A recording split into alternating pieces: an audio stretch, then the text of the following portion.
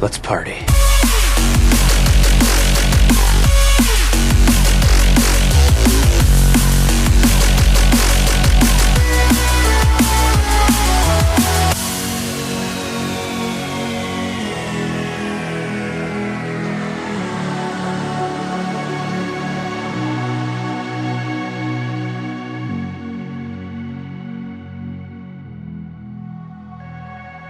Hello and welcome to episode 231 of the Party Loaded podcast. My name is Luke Ratellik. Hello, good evening, greetings. I hope you're here for the duration because we've got a cracker of a show lined up. So joining me tonight, as always, apart from last episode, we have 2 weeks ago. 2 weeks away. That's it. What even is time anymore? It's a flat circle. Matt, the Game Dad Diet. Welcome, Matt. What's going on? Thank you very much. Yeah. Not a whole lot. I've been mega busy. Mega busy, yeah. Shit's popping off. It's real. Yeah. Speaking of popping off, we got a returning guest. So joining us again for the first time, and I think it's been about a year, we've got Mitch Loh, a.k.a. Mitch from Pixel Sift. What's going on, man? Welcome back. Hello. Yeah. Thank you very much for having me, and it is a genuine honor to maintain the diversity of the show. Yeah, that's exactly what we're aiming for. Number one thought in my head. No. Well, we've given you the premium spot at the top of the pyramid tonight. So thank you very much. At the apex, yeah.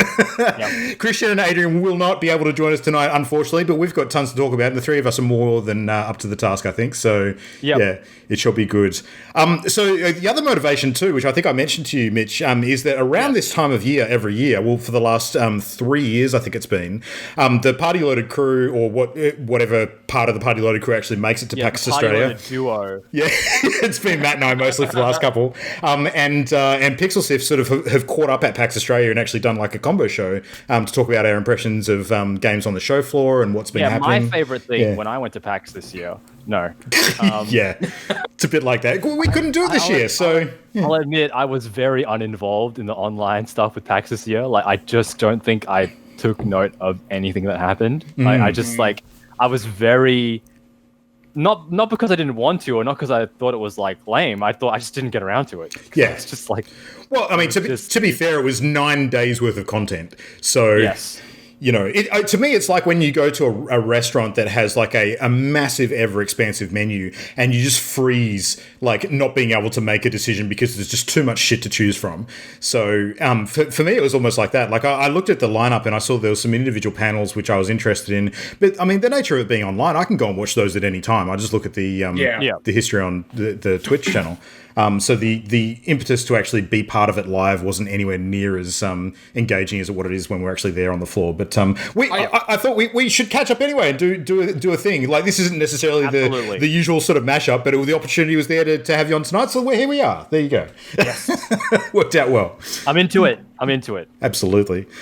So given that it's been a while, Mitch, let's kick off with you tonight, chatting about this time in gaming. So what the heck have you been playing, man? Actually, let's start before the games. I actually want to talk to you about how has sort of Pixel Sift production and everything else been in this year of our Lord Coronavirus 2020? So how's things going? For those of you listening that might not know, Pixel Sift is a very similar show to Party Loaded in the sense that we are West Australian based. We are Perth based. We are based out of this great city, and but we focus more on independently developed games, indie games, and we focus more on the people that make them and the reasons why they create and the motivations of why they create. Yeah. And for us this year at Pixel Sift, it's been quite challenging because while here in Perth we were very fortunate and indeed lucky not to be forced into a very long lockdown like our neighbours in Melbourne.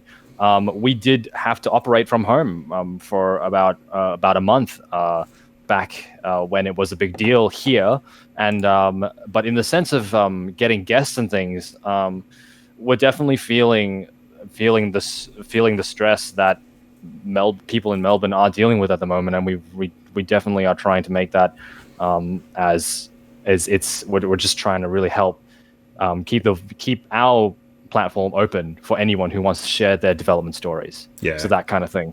And I think we've done a relatively good job of it so far. We're definitely keen to hear from anyone. And I think if there's an Australian game that came out this year, I'm proud to say that you'll probably find them on our show. I'm genuinely curious about how that's going to shake up, especially over the next year or two, given that in my head, and this is purely in my head, whether it reflects reality or not, who knows, I would imagine that there's going to be some people that have really struggled this year with regards to game dev, but there's going to be the flip side of that too, where there's going to be people who have absolutely embraced the opportunity to sort of be in that lockdown environment and able to focus on projects rather than maybe being distracted by other things that they would have been before. So have you gotten a feel for how that's landed for a lot of people? We found that a lot of game developers have kind of 2020 was the year that it was going to happen for them. Some got grants to move into physical spaces, and that pretty much got shot as soon as lockdown was a thing. Yeah. But others have really embraced it, and because of the way we can work now, fortunately, with the internet, I mean, it could be better, of course. It hasn't ground to a halt, which is good. Yeah. Games have still released. That's awesome. People are still working on their project, which is great. And it's affecting everybody differently. Yeah, the scrappy indie spirit of just making shit work no matter what is very much alive and well from what I can see. Yes. Yeah. And that's what we found. But it is a very reoccurring question on our show. You'll find that there is at least one question related to that in every episode of Pixel Sift this year, pretty much. But yeah, I'm not going to paraphrase them or even quote the developers because they have their own stories, and I think I'll let them speak for themselves on my show. Absolutely, yeah. People who are interested in that kind of stuff should definitely go and watch that content and see what each of those cases has looked like. So I'm sure there's going to be some pretty good diversity amongst those stories. So absolutely. I think it's definitely also interesting that like each state will react differently as well. Like if WA had the sort of lockdown that Melbourne had, I actually think that the games industry here would have been okay a bit more. Yeah. Because we don't have the arcade. Whereas I kind of imagine that everybody that's working out the arcade's like a big game developer co-working space in Melbourne. And so it's basically like cheap office space for game devs. If you're used to working out of that office, then suddenly having to be working at home, like I imagine that'd be way more challenging for devs. Whereas here in WA, like most of our local industry is going to be working from home anyway. I know for a fact that Titanium and Black Lab, two of our largest studios here in the state. So Titanium's working on the most recent Abe's Odyssey game, and Black Lab's working on Battlestar Galactica. Well, just finished working on it actually. Battlestar Galactica Deadlock. They finished up the last DLC for that now. They were basically like Titanium was actually prepared for this. In a really weird way, their leadership is actually very, very prepared for this issue, and they didn't stop working. And they work with a bunch of big international companies, and were the only one basically able to continue doing stuff because they were in WA, they were prepared for it, and they were actually able to go back to the office pretty quick. So yeah, like it'll be interesting to actually see how like different states of developers compare in Australia, like how they've all handled it. I'm just excited. I'm excited to see these projects that have come out of COVID where they might not have existed otherwise. That'll be cool. Yeah, absolutely. Yeah. Probably won't see them for a while though. But anyway, all that aside, let's talk about the fun stuff. So, Mitch, games. What are you doing? All right. So basically, I've been getting stuck into a lot of things recently. I've been like really reorientating the games I'm playing. I'm definitely playing a lot more PC than I used to. Really taking advantage of my gaming rig that I really wasn't before. So a lot of Master Chief Collection. As I know you and Matt have probably been running a lot of. So all the Halos, obviously. Fall Guys has been fantastic. Really enjoying that. I've finally found a battle royale that I'm kind of good at. Sea of Thieves has been occupying a lot of our time. Sarah, another Pixel Sift, our Pixel Sift producer, we've been playing that on stream. It's a great time. But I think the game that has surprised me the most is Spellbreak, which I didn't see coming. I only knew about it from watching Twitter clips. I was like, oh wow, I didn't know this was a thing. And that's another battle royale that I think I've only played it once or twice, but I think I'm really getting my head around it, which is more than I can say I ever did for Fortnite or any of those other battle royales. I mean, I'm okay at Apex because I was a Titanfall 2 player, so I understand that. But now Apex is kind of moving a little bit far away from when like the Titanfall skills are useful. Yeah. So I'm starting to slide. I think I'm beginning to my skills are starting to age out of that. A lot of those battle royales are very similar as well. Like when you're talking about sort of, squads of dudes with guns, like that's very different to your Fallout and Fall Guys and stuff like that. So yeah. Mm-hmm. Mm. Yeah. So that's where I've been with my gaming recently. Yeah. Nice. So, as far as Master Chief Collection goes, what's been your favorite amongst those? Anything? I've been enjoying dual wielding again. Dual wielding. We just talked about this. I love it. I think dual wielding is so great. Good. Everyone should have dual wielding. Every game should have dual wielding. It's great. It's great running through an area, not having to reload, because you can just hold down left or right bumper, and like Master Chief or the Arbiter just like picks stuff up along the way. And like it's got empty clips and things like that, and you can like pretend you're John Wick, that kind of thing. I don't think you get that experience anymore in any other shooter, because like now shooters kind of like you don't really pick up weapons off the ground and use them. Like it's stuff like Destiny where it's like you own this thing and it's like yours forever, and like it's and that's great for like the RPG aspect of Destiny. But like kind of miss like the whole run and gun sort of philosophy. It's very American style of like first person shooter where like Destiny seems to follow a more Japanese style of like, wow, the weapon actually means something to you. You develop it, you make it in some cases, or it's a part of you, and it's like attached to your essence, that kind of thing. Can you imagine Destiny with dual wielding? Holy shit! Oh god, that'd be awesome. I always thought I think I did draw up like a design document. I was like, hey, Bungie, can I have like just an exotic sidearm that just has two, and like they'll just be like really low impact, and then like. And I thought that'd be really great. Never sent it to them because like they'll be like, yeah, sorry, no thanks. Yeah. We'll have to animate that.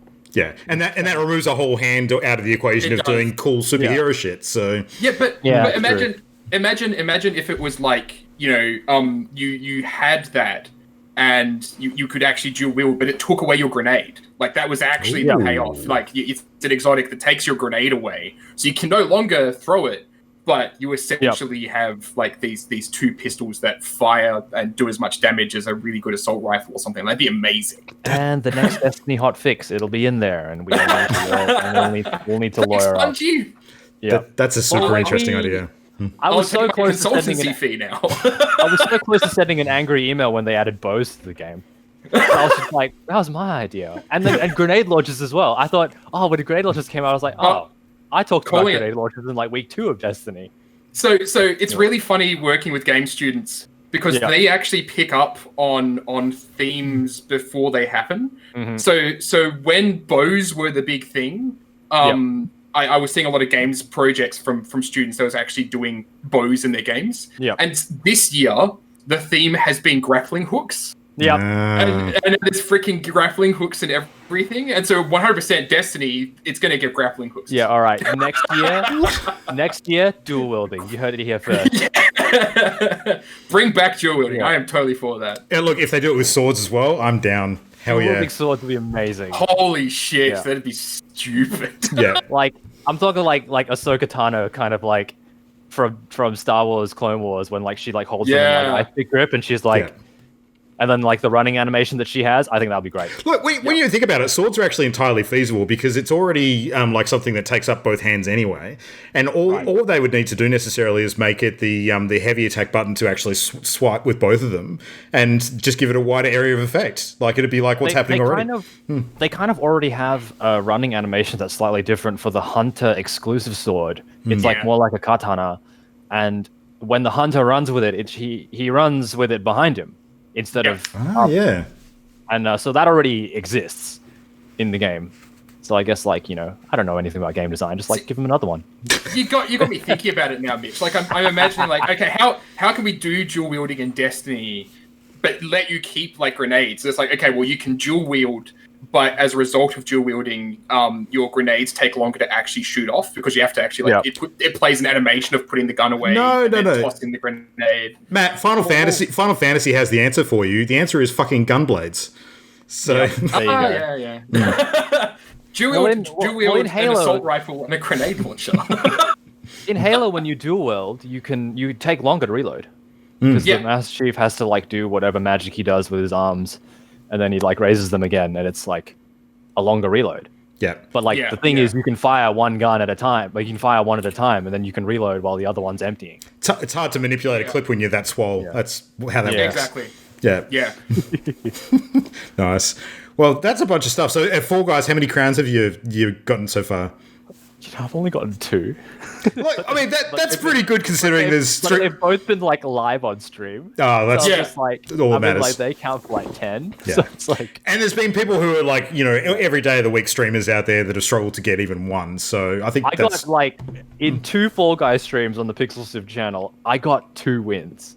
Nice. And that was, and then that batting average was so good. And then there was another one where I absolutely could have won, except I just didn't know you had to like actually physically grab the crown at the end. So like I jumped and I was like, oh, why didn't he grab it? And then Sarah's just like, you had to fucking grab the crown. It actually says grab it. Yeah, it says grab it, and I was like, oh, I could have won. She's like, yeah, you could have.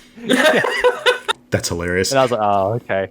In terms of elimination style games of a similar nature, I've just had the thought that, you know, the other big hotness at the moment, which we haven't really played yet, but I think there could be an opportunity there maybe for us to all sort of all the Perth podcasters come together and actually play some Among Us. Yeah. Oh, hell yeah. Yes. I'm so down. Yeah. I played looks so 0 good. of that, but I know all about it. Yeah. How can you not know all about it? It's been everywhere the last couple of weeks. Yeah. Fantastic. Yeah. What a charming game. Yeah, like immensely charming, like such good animation, and like it's funny, and I feel so bad for the development team behind it because they actually given up on that project. Like it's actually been out for a while, and it's been out for a while, and then suddenly it got hooks in people and became immensely popular because they had moved on. They were basically like, yeah, no, this isn't going to go anywhere. They started working on Among Us 2. And then Among Us 1 became so popular, like, okay, no, so we're cancelling Among Us 2. We're going to work on Among Us 1 now. That's fine. You know, if I were them, I don't know why they said that. Like, it just seems like a bad idea to tell everybody that you're canceling something. Yeah, like, because if no one knew they were making it, why say anything? Well, no, they told people they were making Among Us 2. That was the thing. They had actually made an announcement they were making it. But then Among Us 1 became so popular. And it's like, you know, they, in that situation, like they had basically buried it. Like they were ready to move on with their lives. I think that's the point too. Like you don't want people not playing what's out now in the hope that something better is coming. Like you want them in now. Yeah. And it has the potential to be that sort of live service game, essentially, right? Like it kind of fills a role that like Gary's Mod and Trouble in Terrace Town kind of filled, but you had to get like a pre-existing game and then download a bunch of mods to be able to play it, and it was messy and crashed all the time. Like it fills that gap. And it's just immensely charming. Like I love watching the freaking animations of the traitor, I forget what the imposter. The imposter, whenever the imposter kills people, it's just this wonderfully cartoony animation. It's genuinely funny. Yeah. I love the one where the tongue spears the dude through the visor. That's hilarious. Yeah, there's some hilarious memes online of people actually making just like these over the top like cutscene kill animations, because for the imposter the imposter actually doesn't see them. It's the person that gets killed that sees it, so it can go on for like 30 seconds. And there's some hilarious stuff out there. I love it. There's so much potential in that game. So can you import your own animations into the game? Is that what you're saying? No. People are making animations. Like there's one with like Patrick. Right. Yeah, right. It's essentially fan art. So somebody made one with Patrick from SpongeBob getting the shit beaten out of him by one of the imposters, and it's hilarious. Like it is genuinely really funny. Related to Fall Guys, there was such a charming piece of art made by Pseudonym on Twitter where like the Fall Guy was like a mech. Yeah. There's like a girl inside of it, like piloting it. Like a Ripley sort of thing. Yeah. Fantastic. Love that kind of thing. Yeah. Have you seen the official art of the Fall Guys interior skeleton? Weird eye stalks curling down. Skeleton with nipples. Like, that's terrifying. And that's before you turn it around and find the place the tail goes into. Yeah. I think they made a mistake, though. They should have held off and actually like released that closer to Halloween to make it a big tie-in with that. Oh, yeah. That would have been good. Yeah. I'm waiting for the transparent Fall Guy skin that actually has that inside of it. Oh. Maybe they're holding that off for Halloween. That'd be a nice review. Yeah. I have actually seen like Among Us, like somebody actually did like a side by side. It's like this is the interior of the Fall Guy, and this is the interior of the characters from Among Us. You have the interior, the terrifying interior of the Fall Guy, and then the interior of the Among Us characters is just a single bone. Yeah, it's like a big femur. That's awesome. And then like the imposter is like a crazy old eldritch horror inside the suit. Inside a suit. It's so good. I love it. It's so interesting how like such a I don't want to say simple because like no game is truly simple, but such a like uncomplicated game has so much personality to it. I think that's what's it's essentially werewolf, right? Like yeah. It actually, no, I would say it's better than Werewolf for the pure reason that it actually has activity between the voting phases to give you information about the other players. Yeah. And the fact that you can be dead and still participate is a thing that most like card games like Werewolf don't have solved. Yeah. Like you go and join like a Werewolf game, and like One Night's better at it, but Werewolf, like you get knocked out at the start, it's like, cool, well, I'm going to go play another game while you finish that up. Because it will take like with a big enough group. It would take forever. Yeah, it's not a great experience for the people who get eliminated. Yeah, I agree. Yeah, no, I mean, it's funny actually. Like elimination style games, they've started to solve that with a little bit more recently, like Modern Warfare with the Gulag. Sort of when you get eliminated, so you have that chance to come back into the game and that kind of thing. Gulag is fun until you have to play Modern Warfare over and over again, and then it's not fun anymore. Yeah. Like, I don't know. There's something about Modern Warfare. I just can't. I can't deal. Like, if the map is so big, you can't make transversing that map not fun.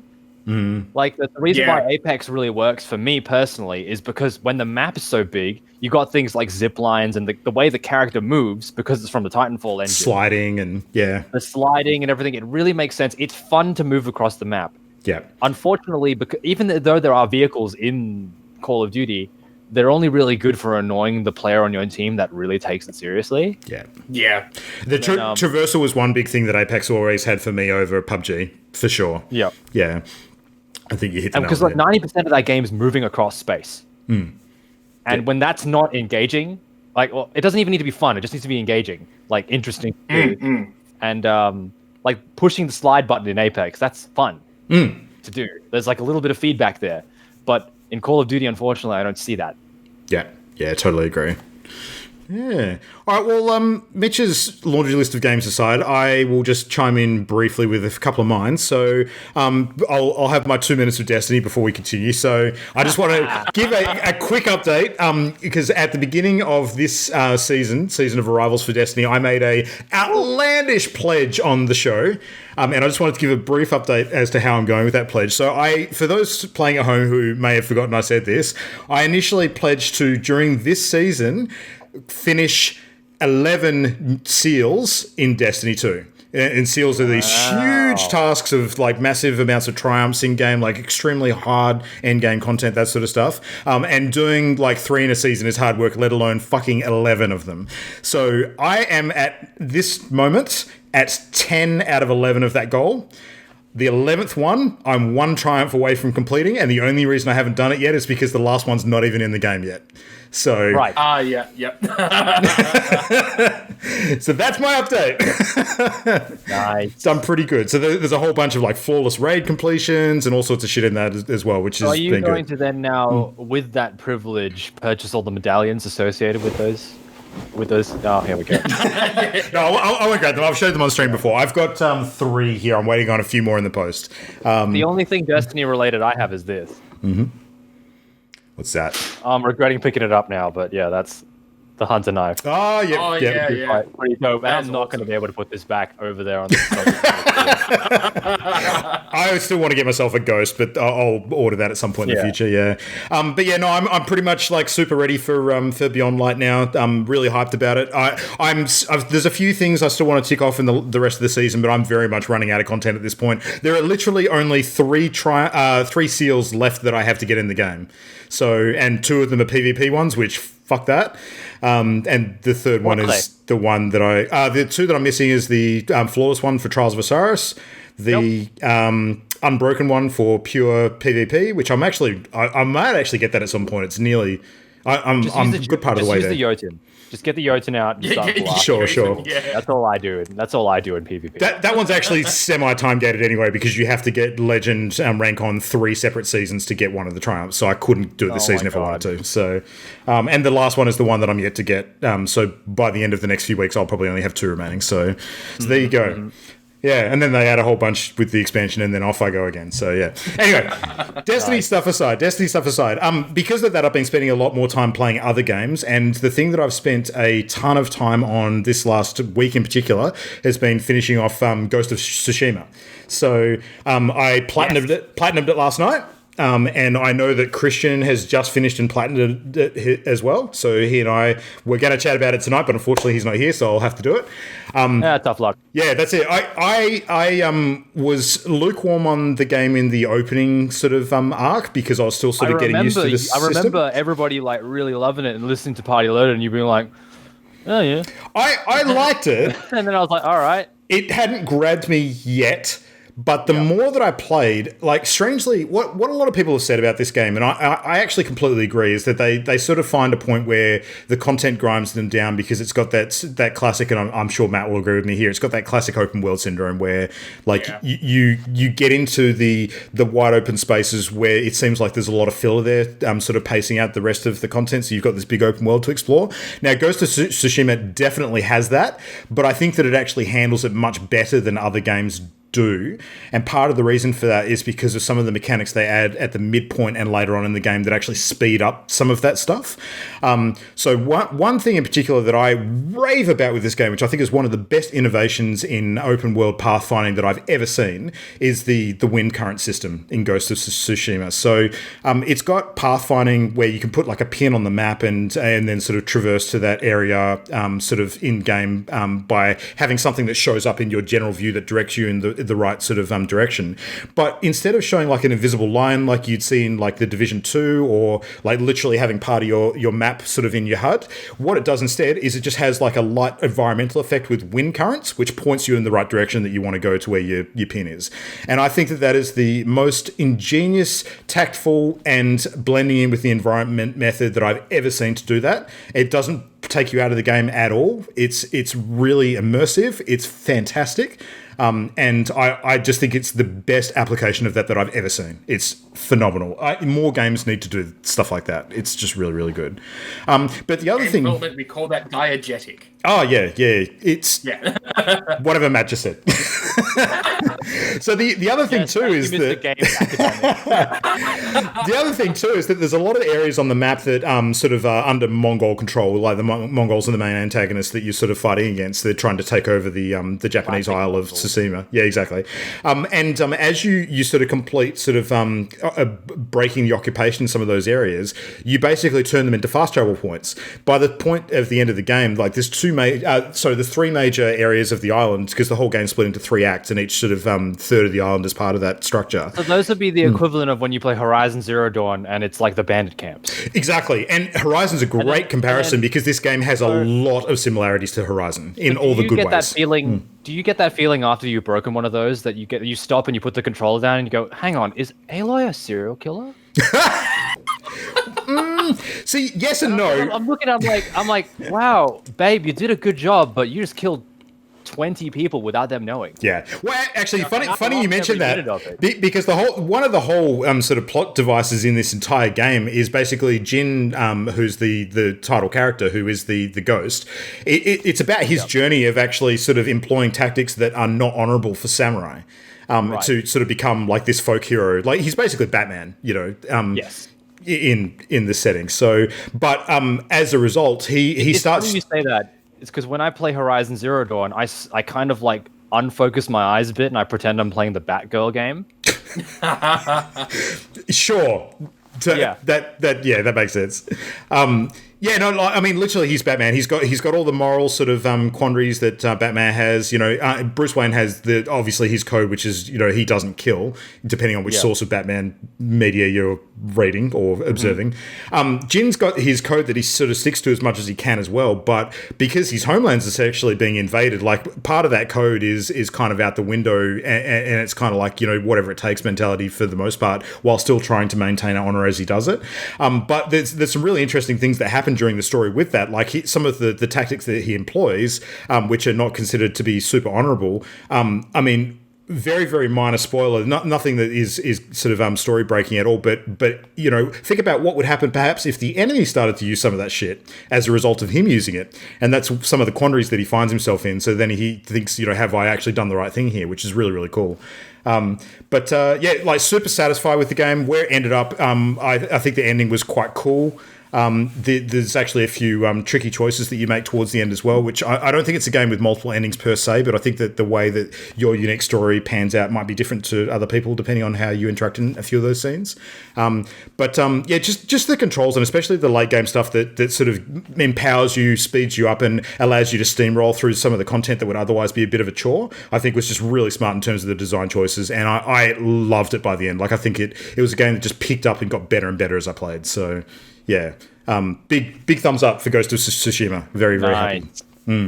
Sorry about the Aloy serial killer comment. I don't think it's well, there is a moment in that game though. There's a particular animation which you can unlock. I don't know how to describe it, but there's a very particular one where you have to kind of whistle and lure like a human enemy toward you, and it only works when Aloy is directly in front in cover, and the human walks up to you.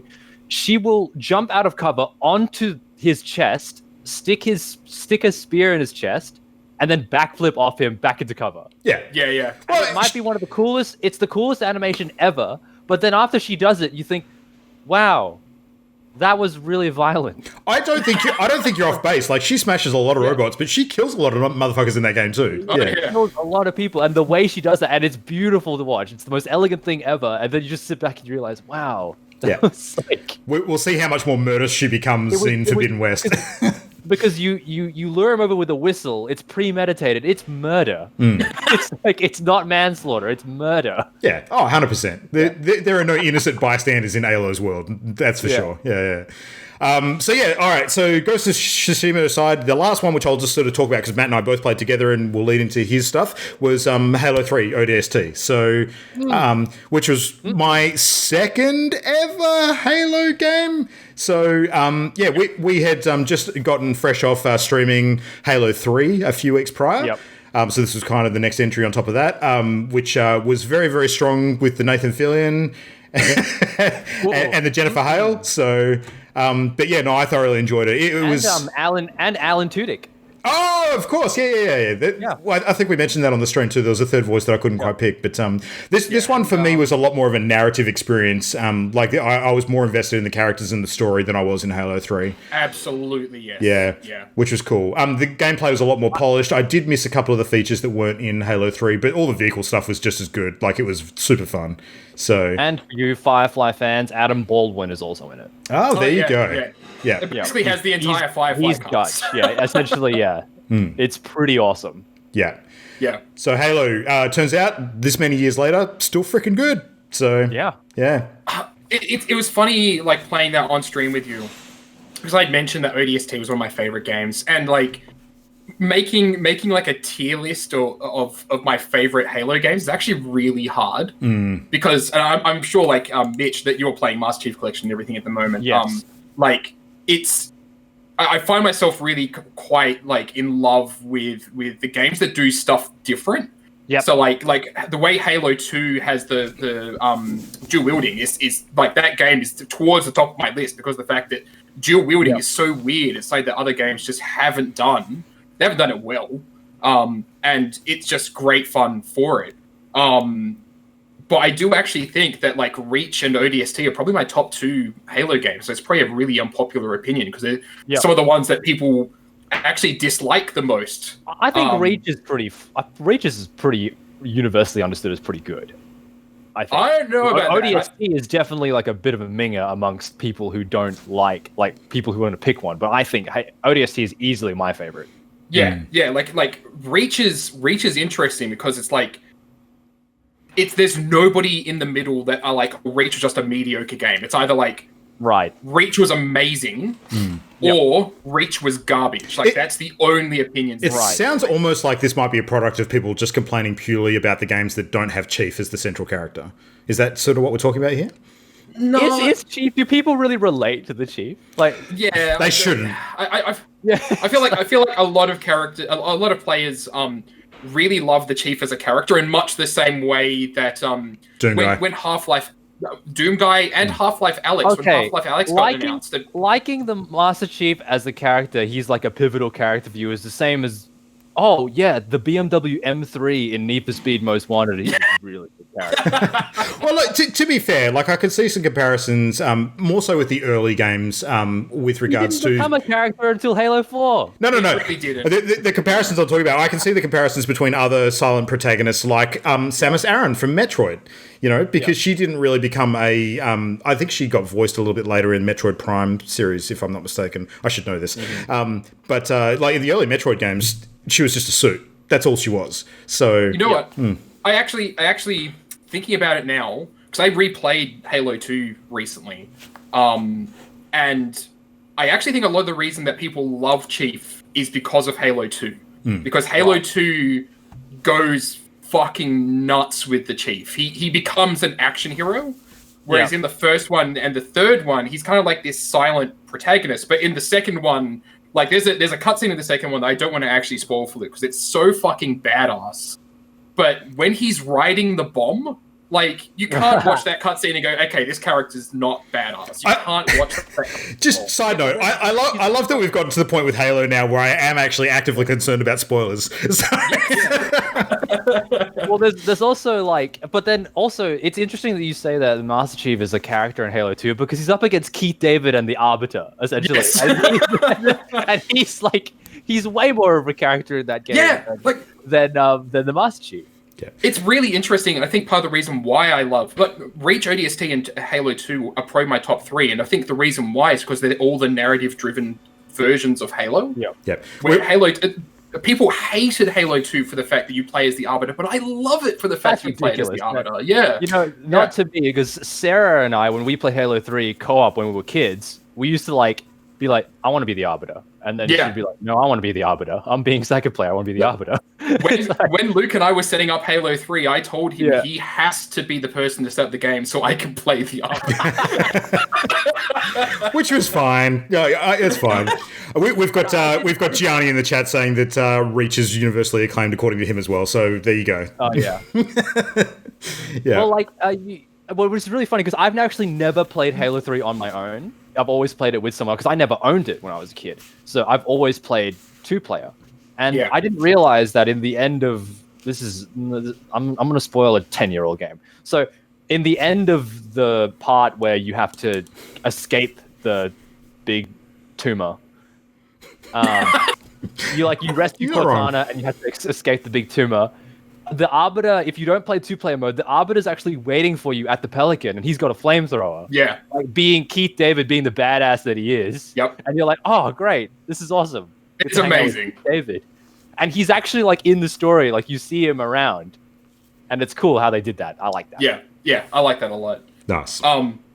Actually, so this is potentially a really unpopular opinion. Playing ODST with Luke multiplayer... I think multiplayer co-op with ODST is actually the vastly inferior way to play that game. Really? Interesting. Yeah, vastly inferior. If you play it co-op, you missed out on the Destiny poster that's in it. Hang on, is that the case? Because there was someone telling us while we were streaming that apparently they had just patched that out of the game, period.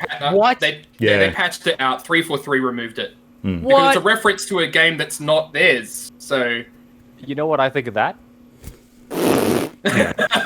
Agree. So the reason I'd actually say ODST is vastly inferior multiplayer is because the game and the personality of the game comes out when you feel alone as the rookie. Okay. No, I agree.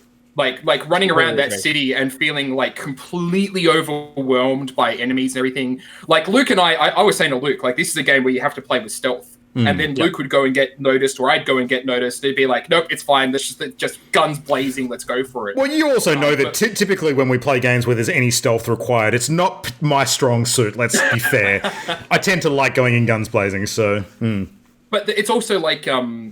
that game, like exploration, just like exploring the city and seeing all of the ways that they do just this awesome world building, just by the environment, essentially. Like, I think that ODST is the first game where you, apart from, I guess, like you know what, I'm gonna rethink this statement. It's like you start to be sympathetic towards a particular alien race in the Covenant in that game, like the engineers. And there's I was walking around the city. I didn't realize this. I rolled up on a bunch of brutes, and they were like trying to strap explosives to this engineer. And they're like, hold it down, you know, don't put the vest on him, you know, like, and then like you start seeing that really early in the game. And I thought that was cool. Yeah, so I had got myself, because I had told Luke, don't shoot any of the engineers. Yeah. Without any context, like I kind of just had to guess why, and I did kind of work it out pretty early, but yeah. The moment you see that, it's like, okay, no, when you're playing it by yourself, you see them buffing Covenant, and it's like, okay, shoot the engineer, right? Yeah. But when you have the context, so I figured out what was going on. Afterwards. So in order to actually get the alternate cutscene at the end, Luke, we had to actually go through and get all of those SADI logs, the audio log things. Okay, yep. Those are really cool. Yeah, they're really good. We must have only missed one or two, I think. It was only like a couple of them we actually missed. It's the girl that's trying to enlist, right? And yes. And she, yeah, she's trying to enlist, and she gets all wrapped up, and it is the thing that actually tells you before the end of the game that the city's AI is actually an engineer. Like that's actually what makes it obvious to the rookie, which is why the cutscene at the end changes. But there is actually an achievement which you should have unlocked by playing through the game without killing any engineers as the rookie. Like I love the little details like that. Like it does actually feel a little bit like a mystery when you're playing alone. Like you're actually trying to figure out like what happened to your crew. But yeah, like it came from this time when I feel like companies, game studios were actually really willing to experiment. And Bungie was like, you know, they're riding high on the success of Halo 3. It's like, hey, look, let's just put some money into this noir vision of Halo. And if it fails, then it fails. It doesn't really matter. But it was such an interesting title, and I kind of miss seeing that sort of thing done by big AAA companies. Yeah. So. No, I can see what you're saying, and I would tend to agree. I think it's one of those situations where story and atmosphere, yes, single player, probably better. Gameplay, when you still get elements like controlling vehicles together and all that sort of stuff, I think multiplayer just definitely still has its big place. Absolutely. But for sure, yeah. But that being said, like, I mean, in my unique case, I wouldn't have that sort of, fun commentary with you alongside at the same time. So I feel like I got the better situation.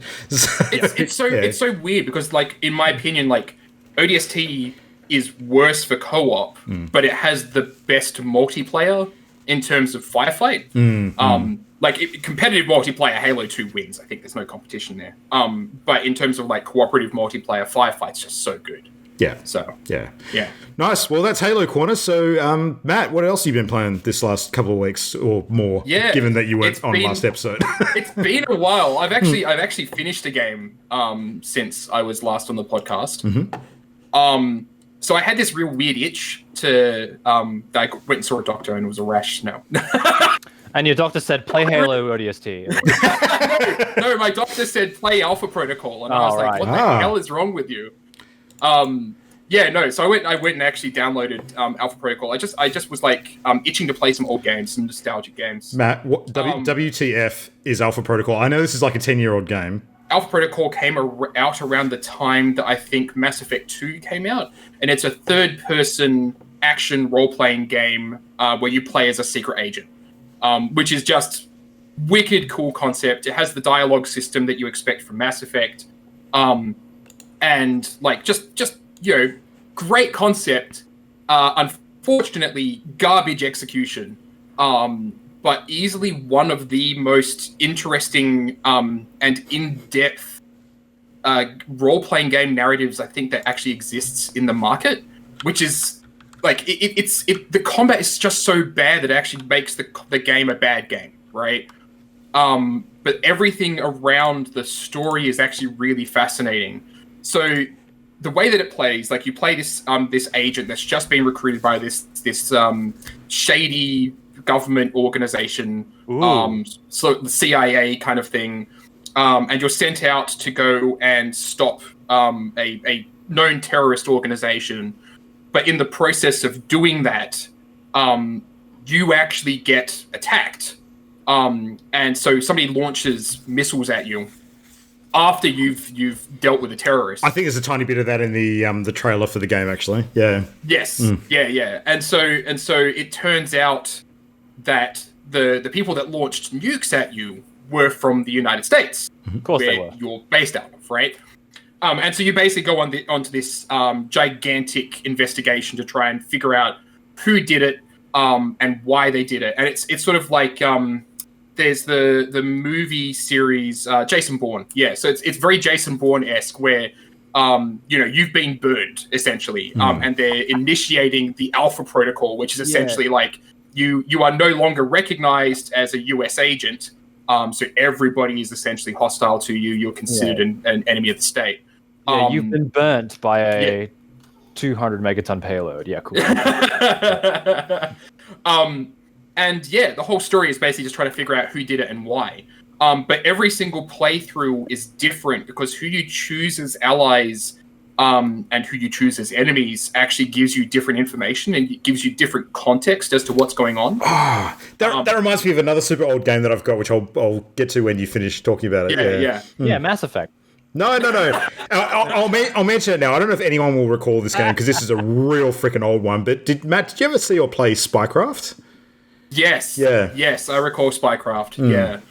I'm gonna Google it later. Don't worry about it. The way this plays out, like, it's really fascinating. So, like, you can actually get information on different characters in the world. You essentially get like briefings on different characters in the world. You have to buy them quite often, which means that you're spending money on buying information rather than buying weapons and such. But it turns out it's actually really valuable to do that because you can use certain information against other characters to either improve or ruin your relationship with them, and call them out on information and hidden secrets, that sort of thing. Okay. And so it does this thing where you have in Destiny, you have all of this awesome lore, but there's literally no need to actually go and read it. Whereas in Alpha Protocol, it rewards you for actually going and reading the extra lore in the game because you can actually use that lore against your enemies, right? And it can change the whole outcome of the game. The unfortunate part about it is that, like, literally the last chapter of the game kind of just mashes everything together to wrap up all its loose ends, and no matter what, it ends the same way with you basically driving off into the sunset on a boat. Right. And the only thing that really changes at that point is, like, which woman, if any, is standing behind you, and if they're hugging you from behind or just standing there. Like, Mass Effect joke not looking so bad now. Huh? It's really not. But the pathway there is incredible and so cool. Like, there's another organization, another agency in the game world. They're aware of Alpha Protocol, but they're not. You're not aware of them. You've never actually heard of them. They're called G24 or something like that. And their leader, Albatross, like, when you first meet him, depending on which mission you do first, you either are well aware of who he is and have context for what he's doing, and either suspect him of being involved, or it's just this asshole that's appeared out of nowhere and started shooting at you. And so you don't have the context, so you basically just start treating him like an enemy. But in my playthrough, I had context, and I actually managed to turn him into an ally. And so in the last chapter of the game, he actually became my handler for the last mission. And the whole way, like, it's got this narrative structure where in the present, you're being questioned, essentially, by this corporate dickhead. who seems to be connected to the terrorist attacks, and then it flashes back to the events that kind of led up to that. And it's amazing because when you actually make allies with G24, like you flash back to the present, and the guy that's questioning you is basically talking about who are your secret allies. And you get these dialogue options that allow you to either just come out and basically be like, hey, yeah, no, G24 is helping me out. Or you can be like shady, like, oh, no, I'm just working on my own. And it changes the context of everything when the final act starts. And then suddenly G24 agents are pouring in. They're like, what the hell? You know, like, it's awesome. Like, just the way the game can mutate based on your choices is done in a way that I don't think any other RPG's actually done. Yeah, that's some impressive sounding branching path narrative for sure. It's incredibly good. Like the developers did a GDC talk where they were basically talking about the opening act of the game has 24 different outcomes. Wow. Okay. And it's stupid. Like they were basically talking about how much scope creep went into doing that thing. David Cage, eat your fucking heart out, sort of stuff. It is very similar to that, but it's also a game with shooting mechanics, and the game would be better without them. That's how bad they are. Like Mass Effect, in Mass Effect 1, they had like this whole system of how assault rifles would handle and the abilities you unlocked, and it was pretty good. But in Alpha Protocol, if you don't have any skill in using an assault rifles become unusable, essentially. Like, your targeting reticle is half your screen size. It is just gigantic. You'll pull a trigger to pulse it, and bullets just go straight past an enemy's head, and the reticle will expand outwards and flare to this full screen size. Basically, weapons just become unusable, depending on your skill with them. And it basically means at the start of the game, it's incredibly frustrating to play because no matter what, your skill with any weapon is really low. And everything's just inaccurate and it sucks. So I played it with a mod that basically turned that off. I cheated, yes, 100%, because the game's shit otherwise. Glowing review. Yeah, no, I'm 100%. If you're going to actually play it, don't give a shit about the combat. Like, actually download. There's mods out there that will basically just remove the weapon flare and everything like that. It's okay, Mitch. I could every day if I wanted to wear clogs instead of sneakers, but I cheat because it improves my quality of life, and we have the technology. Exactly. Yeah, exactly. And you get to consume this really, really awesome story, meet all these fantastic characters. It's like it's one of those games where somebody had said that the games that deserve sequels the most are the ones that are bad but have potential. And Alpha Protocol 100% deserves a sequel because the first one is so bad, but it has so much potential as like a game. But yeah, so I played that. I finished that. Quite happy with that experience. I did download Deus Ex. So I've got the original Deus Ex, and I've got Invisible War downloaded and sitting on my computer. I've been playing through the first one on and off. I'm not going to talk about that too much.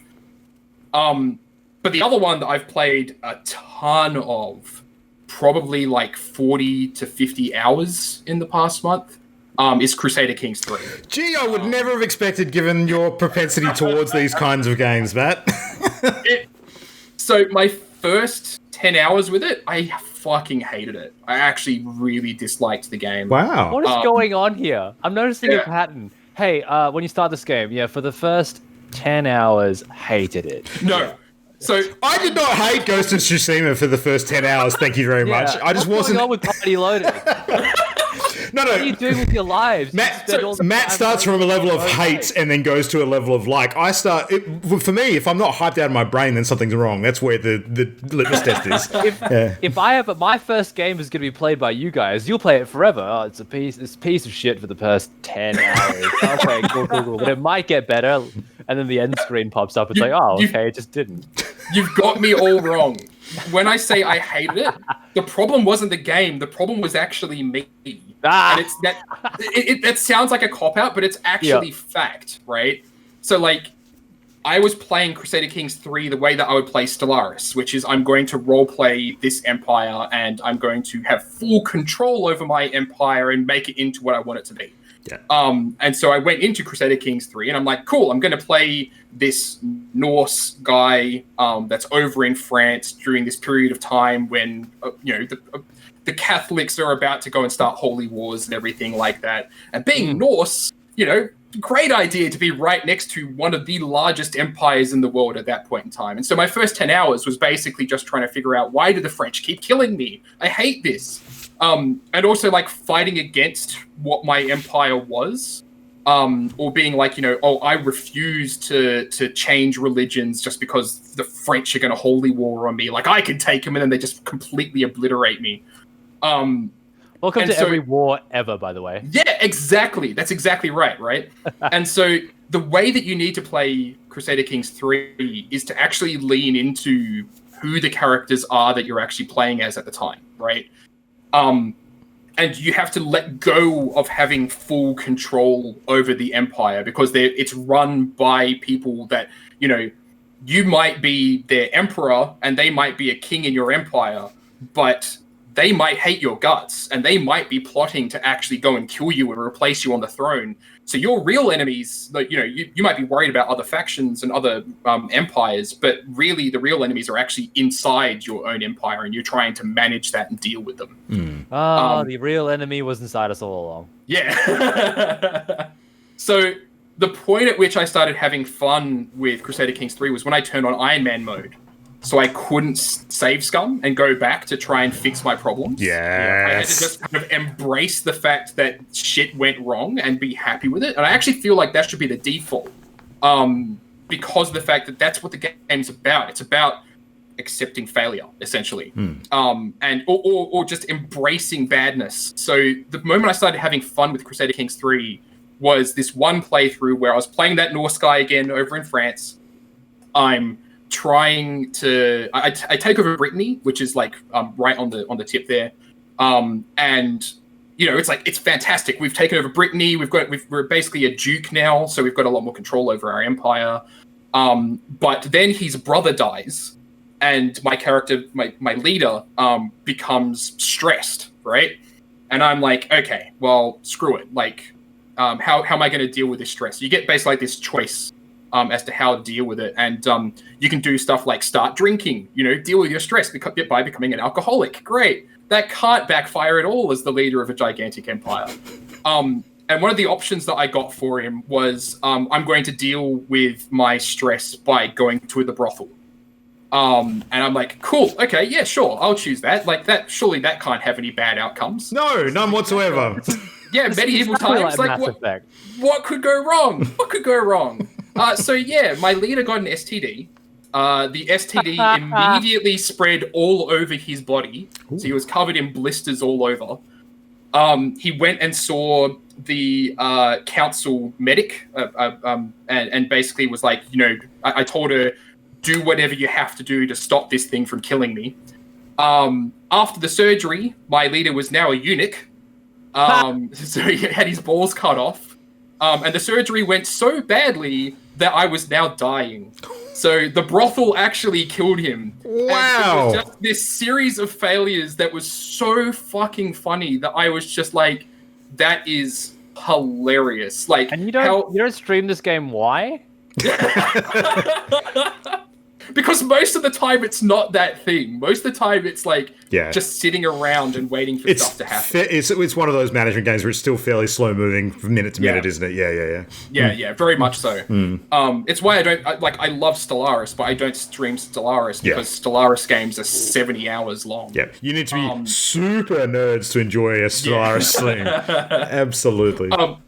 And so the next time, like when I had that experience, I'm like, okay, I get it now. Like I get that, like the joy in this game is kind of embracing failure and embracing the things that are bad about my leader.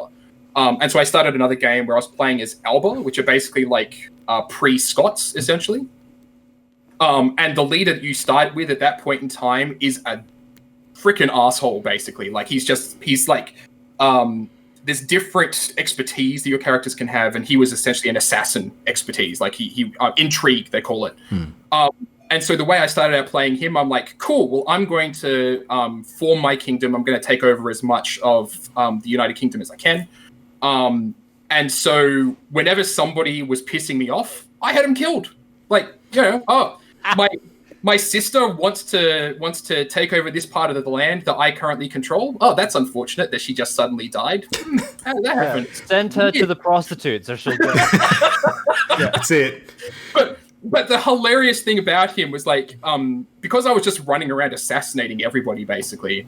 Again, you have like these choices on these events, and one of them is basically like, okay, so we have this plan. We're going to send some coin to the person you want to kill, and we're gonna put some powder on it that'll kill them. And I'm like, cool, sweet, do it. It's like 10 gold, whatever, not a big issue for me. And then for the first time that happened, I had an event that popped up after where it was like my kid came in and was like, "Oh, Dad, I'm feeling really sick." And it turned out that I'd actually used my kid to help me pack the coins. Oh, and no. My kid had gotten poisoned and died. Oh, right? no. And so I'm like... Game dad, you're not fit to be any kind of dad. So that happened 3 times, and I lost 3 kids. Every time the event popped up, I'm like, yes, let's go put this poisonous powder on these coins, and every single time a kid died. Matt, you might as well be playing The Sims at this point. Like, honestly, yeah. But yeah, no, like the current playthrough, because I kind of embraced the characters and such, it's become much more interesting. So it was the Kingdom of Alba, and now it's the Empire of Albion. We actually control the entire United Kingdom. We actually have land holdings all over the world because my vassals are going out and conquering stuff. And it's immensely interesting now. Like, we've just kind of grown into this big empire. And of course, like, I had an event just recently where my brother decided he wanted to take the throne. And so we ended up having a duel, and then he got wounded in the duel and he died, which stressed me out. Importantly, though, was your brother dual wielding? That's the real question. But yeah, I 100% recommend it. The moment you actually start realizing the game's about role-playing as that character and not forcing that character to be what you want them to be, it becomes so much fun. It's just crazy bullshit, and it's hilarious. I really love it. Yeah. Nice. Well, speaking of crazy bullshit, let's segue into a slightly shortened news topic this week, because we've got a ton of stuff that is newsworthy that we're going to chat about, which is happening. There's been a lot of stuff the last couple of weeks, but it relates pretty heavily to our main topic tonight. So we're going to have a slightly reduced actual news segment, and then we'll talk about some of the other big events. So, Matt, let's kick off with you. What is going on today in particular that's gotten everybody in a tiz? Yeah. So it came out today that CD Projekt Red have asked their developers to crunch for the last month and a half of development on Cyberpunk 2077. Really shitty, because they literally had only done interviews a couple of months back where they were talking about how they're making themselves a crunch-free studio, and that was basically a reaction to a whole bunch of bad press that they were getting about the fact that the studio just became renowned for crunching. And so the fact that this has happened is really, like, the fact that it's only a month and a half is okay. It's a month and a half of 6-day weeks that are enforced, and they're reimbursing everyone. So they're doing things right in that respect, that it's actually limited time. Money's not the only thing that matters, though. Excuse my ignorance, Matt, but crunch is crunch not a problem when everyone's being paid properly? Is that... No, it's not that. Like I'm not saying it's not a problem. I'm saying that at least they're getting paid, right? Right. Because what has quite often happened in the industry is crunching without pay. Well, I'd like to ask the question, if I may. Is crunch okay if you're being compensated properly for that crunch? No. Okay. Crunch is never okay. Yeah. Like, I'm 100% of the opinion that, like there's a lot of different perspectives about crunch, and sometimes it just happens, and it's like, no, that's bullshit. You should be trying to plan around it. Yep. There's a lot of people that will also be like, oh, well, can't we just expand the timeline or delay the game so that we don't have to crunch? And the issue with that as well is that the games industry and leaders within the games industry lack the maturity necessary to not use that extra time to try and push in extra stuff that they want. Right. And so you end out, like, the moment that somebody's like, oh, it's okay, we won't crunch, we'll actually just push the schedule back, some creative lead on the team's going to be like, They have done that. Yeah, they've done that once already on this. It's probably too late in the day to delay again now, though, because you're at the point now where there's a lot of gears moving with regards to distribution and other channels that they would be engaging with and that sort of stuff. So Crunch is a failure of leadership. It is a failure at a leadership level to basically listen to developers about what they are capable of doing within the time that they set. And quite often that can be developers essentially being underestimating the difficulty of tasks or whatnot. But at the end of the day, it is a failure of leadership to kind of recognize that, okay, well, we're going to give ourselves the extra time, but then how do you still end out crunching when you've already pushed the game back 6 months? Have you not estimated that out correctly? Have you added a whole bunch of extra work in there? What's going on that has kind of resulted in this happening after the game's already been delayed once? They've said that this is all bug fixing that they're focusing on at the moment. So unless there's been some unforeseen problems with there being a lot more of that shit in the game than they otherwise anticipated. Which, who can say, unless you're actually that close to the project. Yeah. That happens, but at the same time, are they trying to release this game completely bug-free, or are these bugs that are basically these are showstopper bugs? If they're showstoppers, then the game probably needed more of a delay.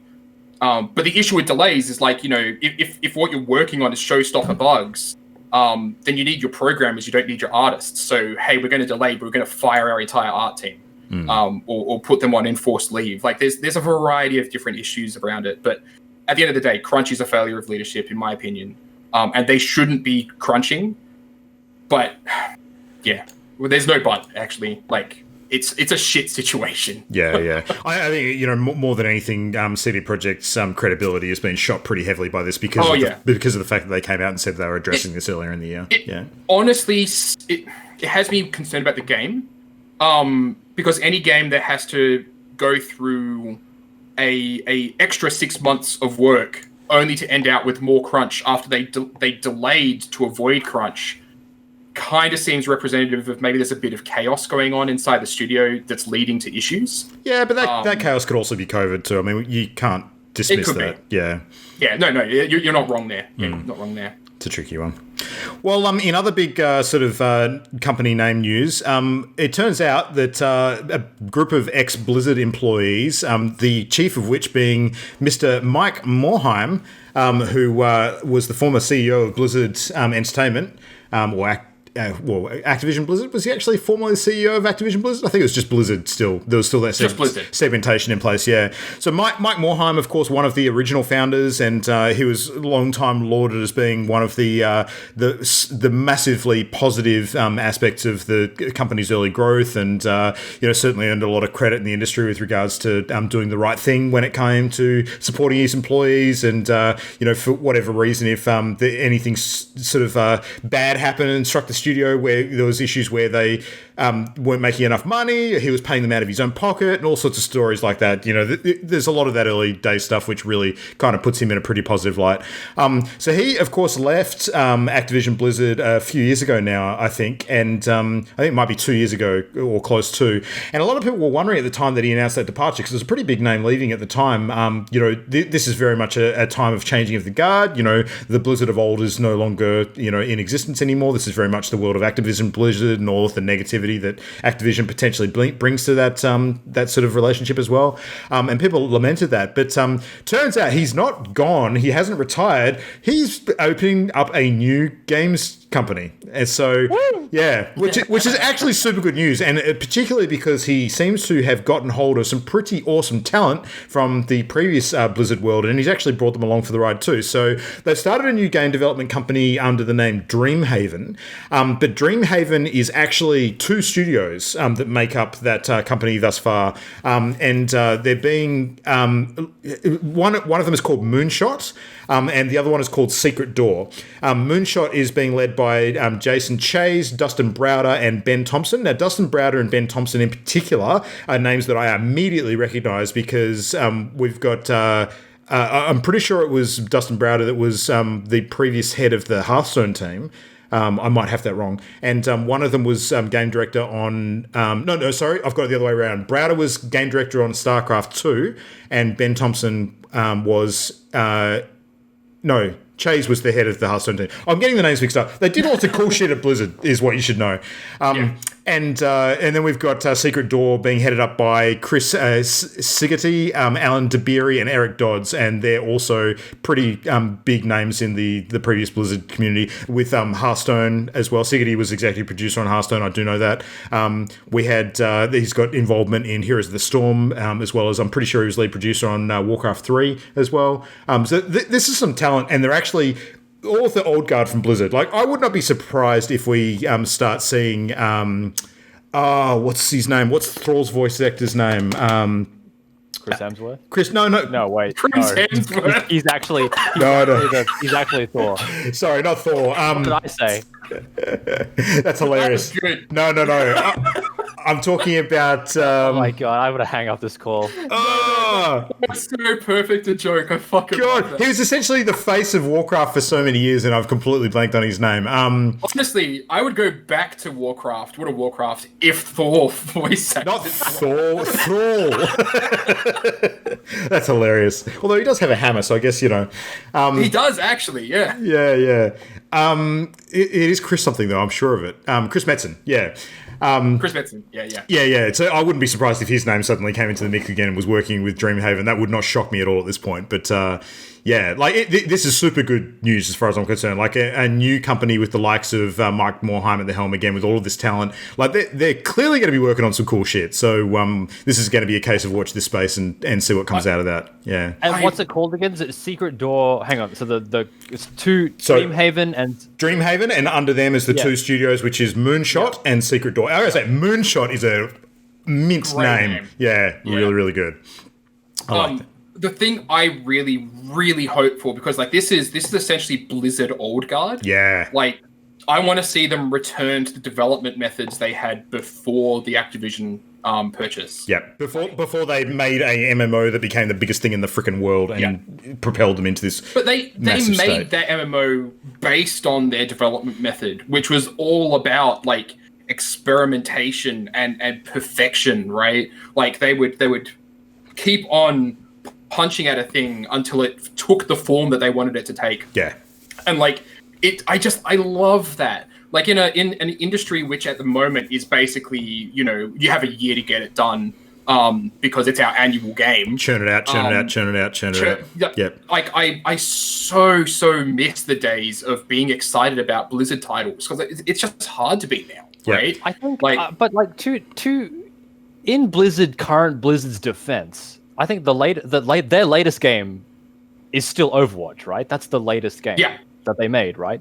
I mean, I like Overwatch. There's no secret about that. But even though you can criticize Overwatch for a lot of things, it's a solid ass game. Oh yeah, absolutely. Like, the way I mean, like take like discounting how it was made, whatever you don't like about the design choices. When you play that game, it works and it's solid. I think that a lot of the aspects of Overwatch that people don't like, and particularly like the monetization side of things, and the fact that it hasn't really evolved considerably since release, because of the way that, you know, development resources have been stretched thin and over other projects and that kind of stuff. I think some of that stuff maybe is signs of the new sort of world of Blizzard. But at the same time, like there's still stuff in the pipeline that looks exciting, and we'll just have to wait and see. Like Diablo 4 is kind of their next big test. So that's going to give us more of an idea as to what's actually going on over there at the moment. But I think a lot of their missteps haven't been the games they've released. It's been all the other shit around it. Like it's been this controversy with you know, the Hong Kong protests and their esports. It's been the shuttering down of a lot of their esports operation, I think, and that kind of stuff. One of the biggest mistakes they made, because the first thing I'll say, like my only issue with modern Blizzard is Activision. Like that's right issue with the modern Blizzard. But the other problem is like they do an annual BlizzCon when they have nothing to talk about, and that's never how they used to actually run. They were basically like, we're not going to do a BlizzCon unless we have something to say. Yeah, and I think that was such a smart move because it made BlizzCon massively exciting. It's like, oh, Blizzard's announced BlizzCon, how many games are they going to go and announce? Yep. Whereas now it's like, Blizzard's announced BlizzCon, how many people are they going to piss off by telling them they have mobile phones? Like it's just like really. It's become corporate. In the developer's defense of that comment, when he said, "Oh no, I'm fine with the comment because I thought." Don't get me wrong, it's a shitty comment, but he's a developer. He's not like a personality. And when He's not you a are spokesperson. when you're preparing, I have gone on stage with prepared things and gone, if this goes wrong, I don't know what I'm going to say. It is, and when you've got like 1,000 people looking at you like you've just killed their whole family, like what are you going to say to these people? I'm just going to start ad-libbing, and then maybe, like, you know, so that comment, I feel like he was that was really unfair. Absolutely, it was a perfect storm. It was a perfect storm of negative attention. It really was. Yeah, I agree. Like the thing with BlizzCon and all of that is that it achieves what could have been done with a corporate phone call, because that's who the event had become for, right? Like, it's for shareholders. It's not for fans anymore. Well, it depends, because they've got that huge esports aspect to it as well, so it becomes like more of a stage for that side of the operation. But you don't need a BlizzCon to run an esports event. No, you don't. But in related news, Blizzard have just announced that, of course, with BlizzCon not happening this year, they have now announced BlizzConline, which is going to be the online version of BlizzCon, which is not... I'll tell you what, that is corporate. Yeah, the name's terrible. Yeah. BlizzConline. Yeah. BlizzConline. That right there. That is the corporate Blizzard. It's no moonshot, that's for sure. But save the date. It's going to be 19th and 20th of February next year. Yeah, absolutely, yeah. So we'll see in February, like, whether they've actually got stuff to show, or whether they're just purely doing that because they need to have an event because they've set the cadence or not. So, yeah. It'll be fun. All right, well, anyway, news aside, let's actually dig into the main topic. So tonight, the time has come because we now have all of the information, well, pretty much all of the information at our fingertips with regards to what the hell this new console generation launch cycle is going to look like. Ooh. Yeah. So since the last time we recorded a show, we of course had the huge PlayStation 5 presentation that happened immediately afterwards. And we've had some pretty fucking big news drops this last week with regards to what's going on the Microsoft end of things too, which has given us a very clear idea of what actually everything's going to look like when we hit launch day.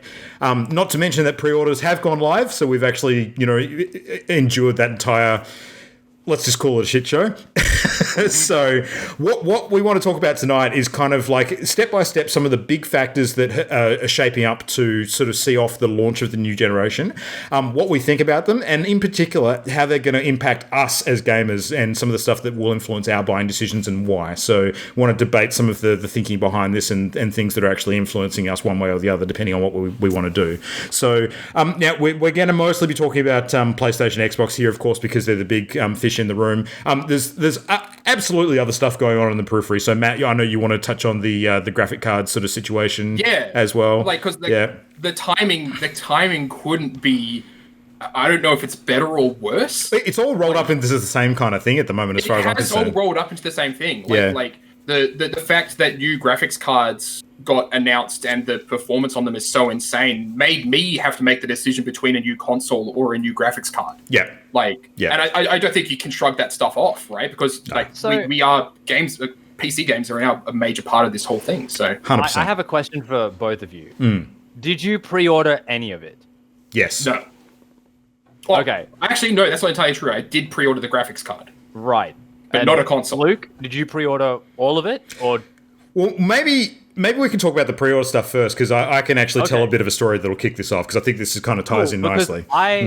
I have none of it. I haven't pre-ordered any of it. I refuse to pre-order any of it. I'm going to get one eventually. Yeah. Like, it's not like it's going to be like the holy grail to get one of these things. And I'm sick of everybody running for it. Like, it's a console. So out of the four of our usual sort of party loaded team, I think that traditionally personality type based alone, I was the most likely to want to get in on the pre-orders, because I'm the most likely out of the four of us to get hyped to shit. You're the type of guy that like you will pre-order something and you're more excited for the physical toy thing. Well, no, actually, I typically don't pre-order at all as a rule. Yeah. Like I'm not a pre-order kind of guy. Like I don't tend to go in with that for all of the reasons why it's stupid to pre-order digital products and so on and so forth. And also because when it comes to video games, it's been a long time since we've actually had something that is there's a reason to pre-order it with regards to a scarcity of supply. Like that tends to not happen anymore. Like it's not a thing. And also, the first run of these things, they're always the worst ones. Oh yeah. There's always issues with it. I mean, we've got the red ring of death from the Xbox 360 era. We've got the Joy-Con drift issues from Switch. And there's been other bits and pieces. Even my PlayStation 4, I waited about a year and it was still terrible because the reason why my PlayStation 4 sucks compared to later versions was mine still has the touch buttons on the front of it. Yeah. Which for some reason, if you breathe on it, it'll eject the disc. Yep. Yeah. So there's a lot of reasons. So fucking garbage. I hate that. I like the PS4. Don't get me wrong. I'm a big advocate for it, but I hate mine. Yeah, I've got the original Xbox One, which looks like a VCR. Yeah, me too. And I fucking hate it. Yeah, I have a launch PS4, and I think I've just gotten incredibly lucky because I haven't had the issue with the extremely loud fan that a lot of people have reported, and I've had no issues with it. Yeah, as much as I have complained about my PS4. It still works like as well as the day I got it. Yeah. So yes, it is still a good piece of equipment. There is just one thing I loathe about it, and that's the button. Yeah. No, I agree. Opposite experience for me. I actually had to get rid of my old PlayStation 4, and the reason was that I would be in the middle of playing Destiny, and it would just randomly eject the disc. Yeah. Ooh. And so games became unplayable. So I bought a PS4 Pro. Because of the fact that my launch console was so bad. I was this close one day to just taking a screwdriver and ripping out that button of my PS4, just pulling it off. Drastic measures. Yeah, because you don't actually need it. I've never actually pushed that button to eject the disc. You can do it. You can do it in the software. Yep. So I was this close to just smashing the front of it off and breaking it. But Mitch, as you probably can't appreciate because you're not a father, there's nothing like the threat of your kids playing on a console and you telling them it's time to get off, and then you just coming around and physically ejecting the fucking disc to stop them from continuing playing. So it's something you can't do with just the digital control option. Yeah, that's true.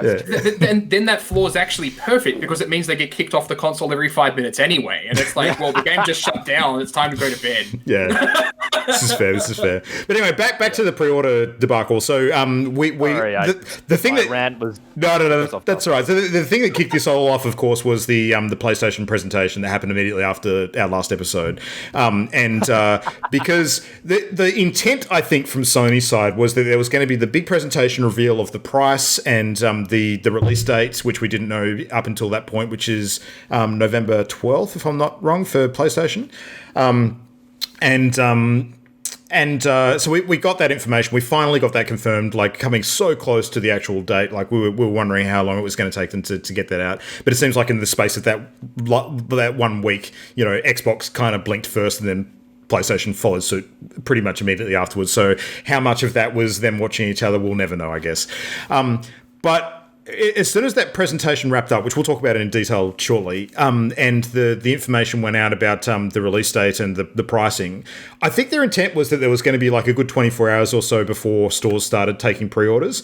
Somebody fucked it up. Like, I don't know if it was a Walmart thing or if it was a GameStop thing or if Sony's messaging to their retailers was the problem. Like, I tend to, having worked in games retail of a different sort, but kind of understanding, how the sanctity of release dates and stuff can easily get broken if one sort of business kind of shoots first and, you don't want to miss out. I can understand where a breakdown in communication can happen. And as soon as one horse bolts, you've got the entire race on. Like that happens. And I don't necessarily place the blame at Sony's feet for that. Like, I think a lot of people are, but I think there's only a very limited amount of control they have over that kind of thing, despite the fact that it's insane that retailers would be worried about not selling through their launch allocation, because of course they're going to sell every single unit they've got. That's just, there's no way they're not going to. So they don't actually lose anything by holding off and, sort of following a more orderly fashion of starting pre-orders at the right time instead of jumping the gun. Like, I don't understand the justification behind that. Yeah. Do you think this problem is made worse by everyone being a freaking influencer now? Little bit. I do agree. I actually think I kind of am one, I guess. But do you think oh my god, I gotta get it because I gotta get my video out the next day. Well, like the prestige of like, here's my PlayStation 5. You know, like, look, I'm going to do an unboxing. Yeah, but like Sony have kind of made it worse as well by having the narrative that's gone out months up in the lead up to this about the scarcity of their units. Yeah, like yes, I get sort of tempering expectations and sort of, you know, controlling the narrative in a way that if there is a lack of units, there's a reason why. But by the same in the same breath, they're creating demand for it, because it's exactly what happened when Switch launched. You know, Nintendo were very vocal about the fact that they had limited quantity of units available, and of course, people were like, "Well, I'm not fucking missing out, so I'm going to go and, you know, get in on the first wave." I expect this from Nintendo, though. Yeah, but Nintendo have done this since the beginning of time. Do you remember how difficult it was to get like a Wii when it came out? There's Nintendo actually artificially manufacturing the scarcity, which I think is something we could lay the blame at their feet for. In this case, I think it's just the consequences of the messaging. Like, I don't think that Sony's going to artificially create scarcity to drive demand, because they don't need to. The scarcity is actually not Sony's fault at all. It's COVID's fault. Yeah. Like there was a whole bunch of news that came out that basically there's a gigantic chip shortage, and Microsoft and Sony are both actually fighting for the same chips. Yeah. And so like everybody is just missing hardware right now. So it was actually a smaller launch than anybody really wanted. And people have been speculating, like, in terms of especially the US market, because they're still in the middle of the pandemic and there's huge economic impacts to a lot of people, and, you know, spending money on that kind of luxury item is you know, well down for a lot of people. There's also this huge speculation about, are they going to have as much demand because people can't afford to buy these things?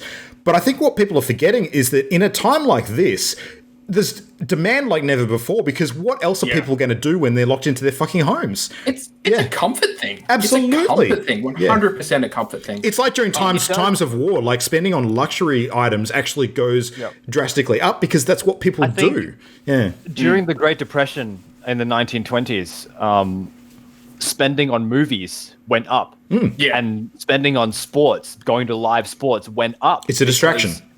Because it was a distraction, and then I think that we're going to see the exact. What am I talking about? We're going to see it. We've been seeing it. 100%. We have been seeing it. Yeah.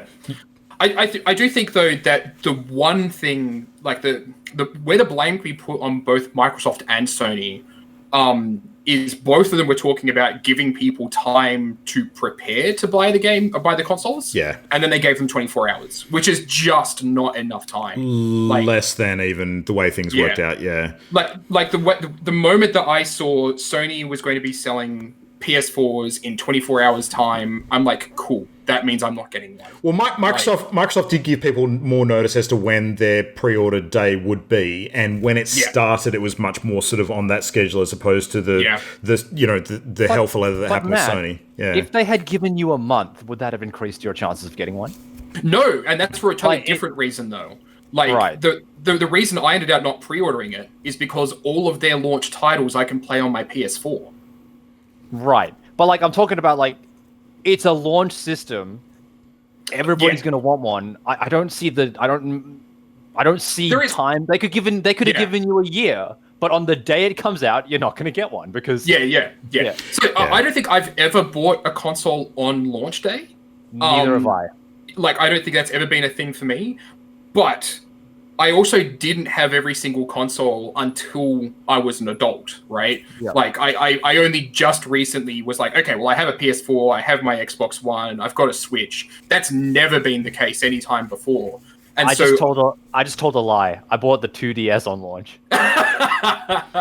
That's understandable. I bought one for my sister for her birthday. And everybody was like, back when everybody was like making fun of it, and I was like, no, this is great. I got it for I remember I got it for $120 on launch day at JB Hi-Fi. That's because it was so unpopular that they like reduced the price of it that much. 2DS is still fine. Like, and to in my opinion, still the best handheld they've ever made, the 2DS. Yeah, you're talking about the wedge thing. The wedge, yeah, brilliant. Yeah, I think it was awesome. No, that's good. I got my kids one of those. Nothing wrong with that. Yeah.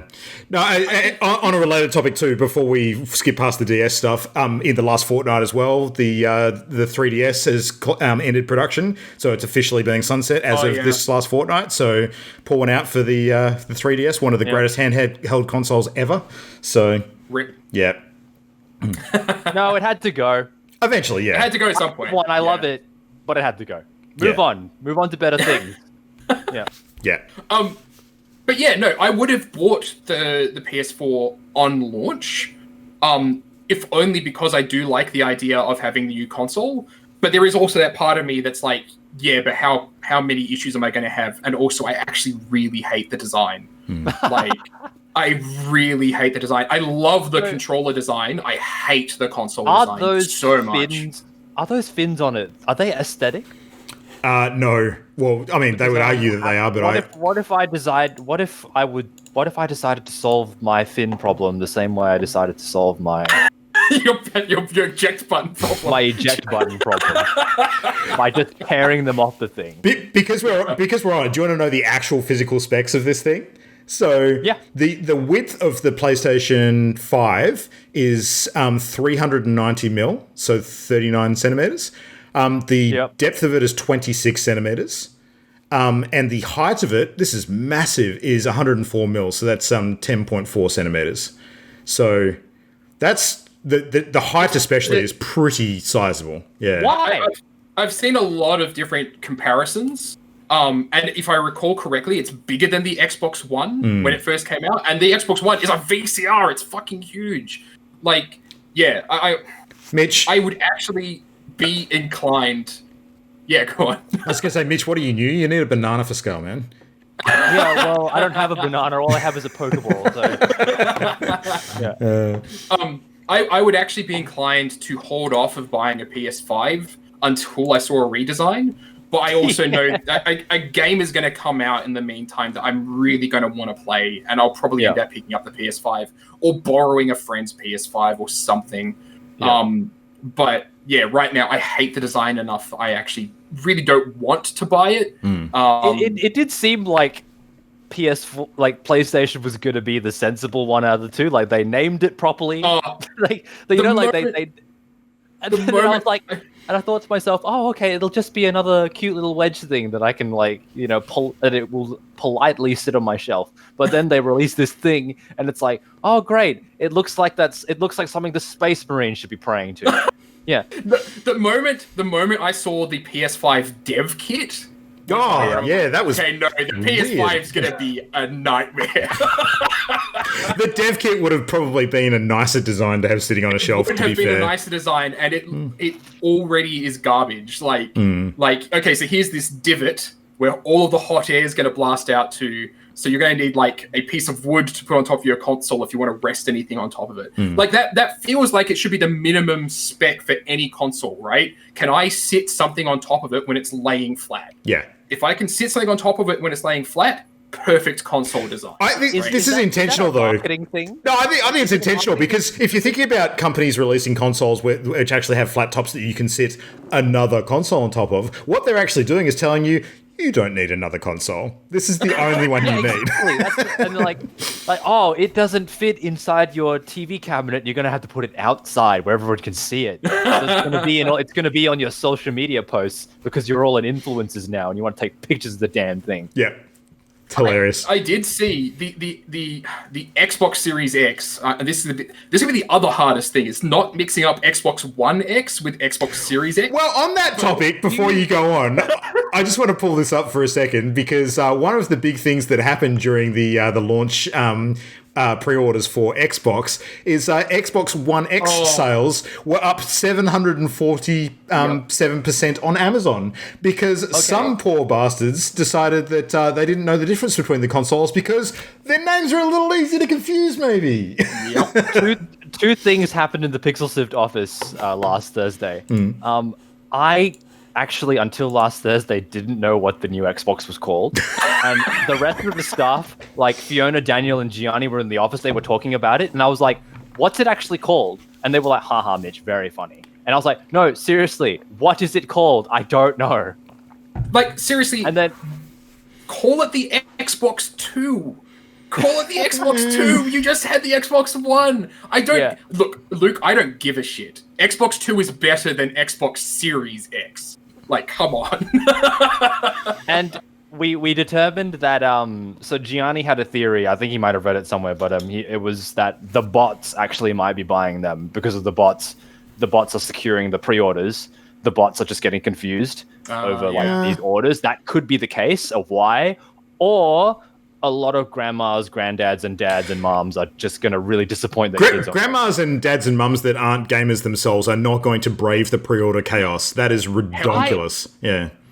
Well, this is the thing. I didn't know what the damn thing was called. Yeah. How are they they going to gonna know? Yeah. I don't know. But they also don't buy stuff on Amazon. They buy stuff from Kmart. Right.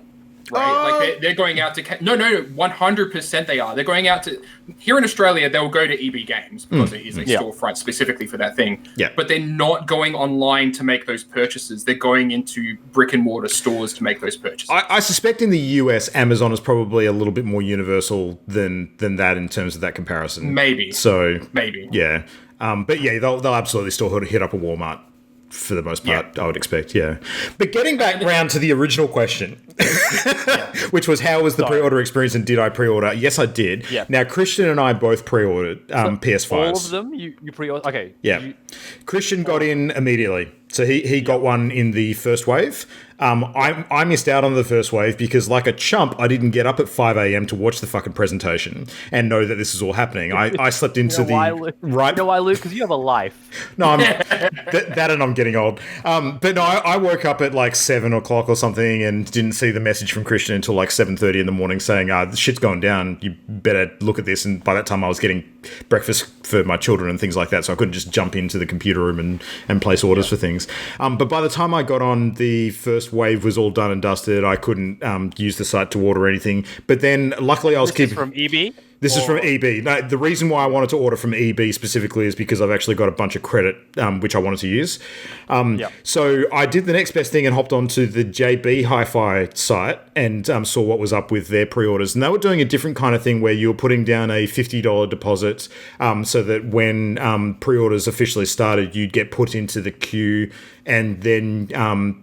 sort of lock in your place in the queue sort of thing. So I did that because I thought, well, if I'm not going to, get anything from EB, then the next best thing is to at least guarantee one as much as I can. And then luckily I was keeping an eye on the EB Games Twitter because a short time after that, they actually announced that they were doing a second wave of pre-order sort of opening up on their sites for the second shipment, essentially, which could be a week later, 2 weeks later, a month later, but it was still guaranteed to be before the end of the year.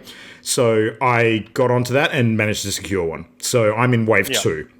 Now, I actually went into my local store the other day because I happened to be in the area and sort of I tried to suss them out and say, do you have a guess as to how far behind that might be?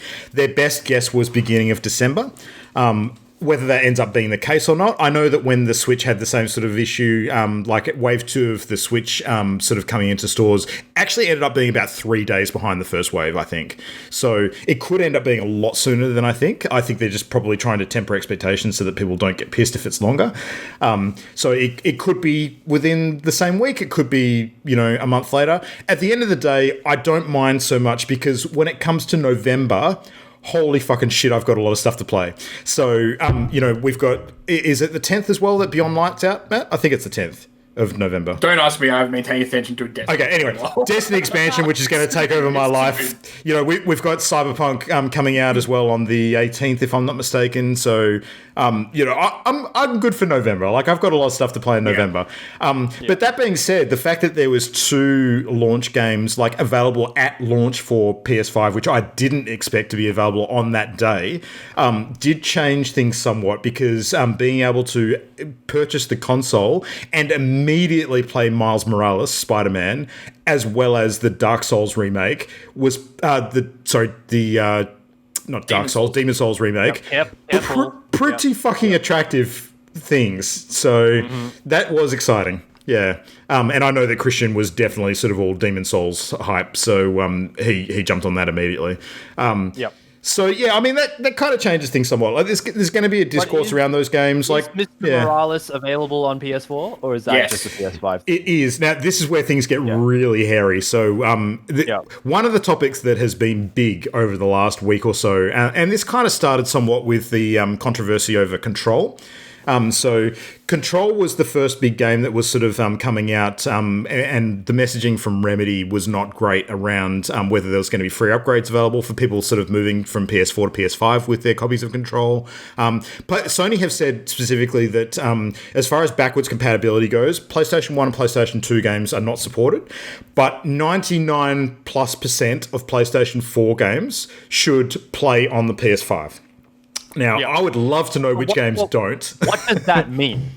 It means you can put the disc in and play it. Yeah, okay. Yeah. So that doesn't mean they'll be remastered or like anything like that. They'll just... That's a whole separate layer. So there are certain games that are being updated for PS5. A lot of them are being done digitally. So you'll be able to download a patch which updates. And for the most part, the ones that have announced, I think it's kind of just a free update which sort of brings it up to the specs. Now, this is not an every game thing. This is like, it's mostly going to be fairly new titles because otherwise studios aren't going to put the effort into update stuff. Yes. So there's a few that have been announced already. I don't have a complete list by any stretch, but there's things on it like, Control obviously is one of the things. But then there's things on it that are actually sort of being bundled in with the re-release of the game for the new system. Now, this is where Spider-Man comes in and gets a bit murky because they are actually doing like a new sort of special edition of the original Spider-Man release, which I think is called the Ultimate Edition. And they're not providing a free upgrade path for PS4 users in the same way as you might like, because it's actually being bundled with the Miles Morales version of the game as well. So things get super fucking confusing if you're a PS4 Spider-Man owner. It is for all intents and purposes... And especially if you are the grandparents of a PS4. Oh, yeah. On one hand, I think what they're doing is actually fine because I kind of equate it to the difference between, say, Persona 5 and Persona 5 Royal. So where it's almost like a deluxe version of the game with extra content, and it has its own trophy list. It's not treated as the same game by the PlayStation OS. Like, it's actually treated as a separate entity. It's not just an upgrade or an update to the game. There's things worked into the fiber of it that actually enhance the experience rather than just like bolt on stuff on as an afterthought on the end. So it's a different product. I get that. I think that's fine.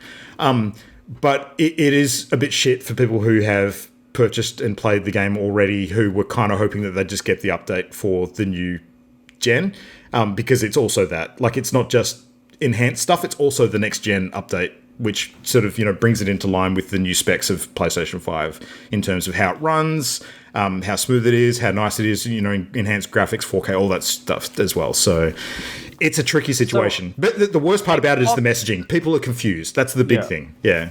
Yeah. Would you say Xbox is better set up for this kind of thing, because it's been kind of making the ecosystems exactly the same for its libraries since the beginning of like last year, 100%. with Game Pass and everything like that? Would you think that they were kind of building that up for this kind of thing? They have very deliberately set themselves up to be better for this kind of thing. And in fact, in a fun twist, you might remember at the beginning of this generation, sort of at the launch of PS4 and Xbox One, there was that fun shade that was thrown by Sony at Microsoft with regards to the Shuhei and Adam Boyes commercial about how you share sort of PlayStation games, just hand the disc to the other person.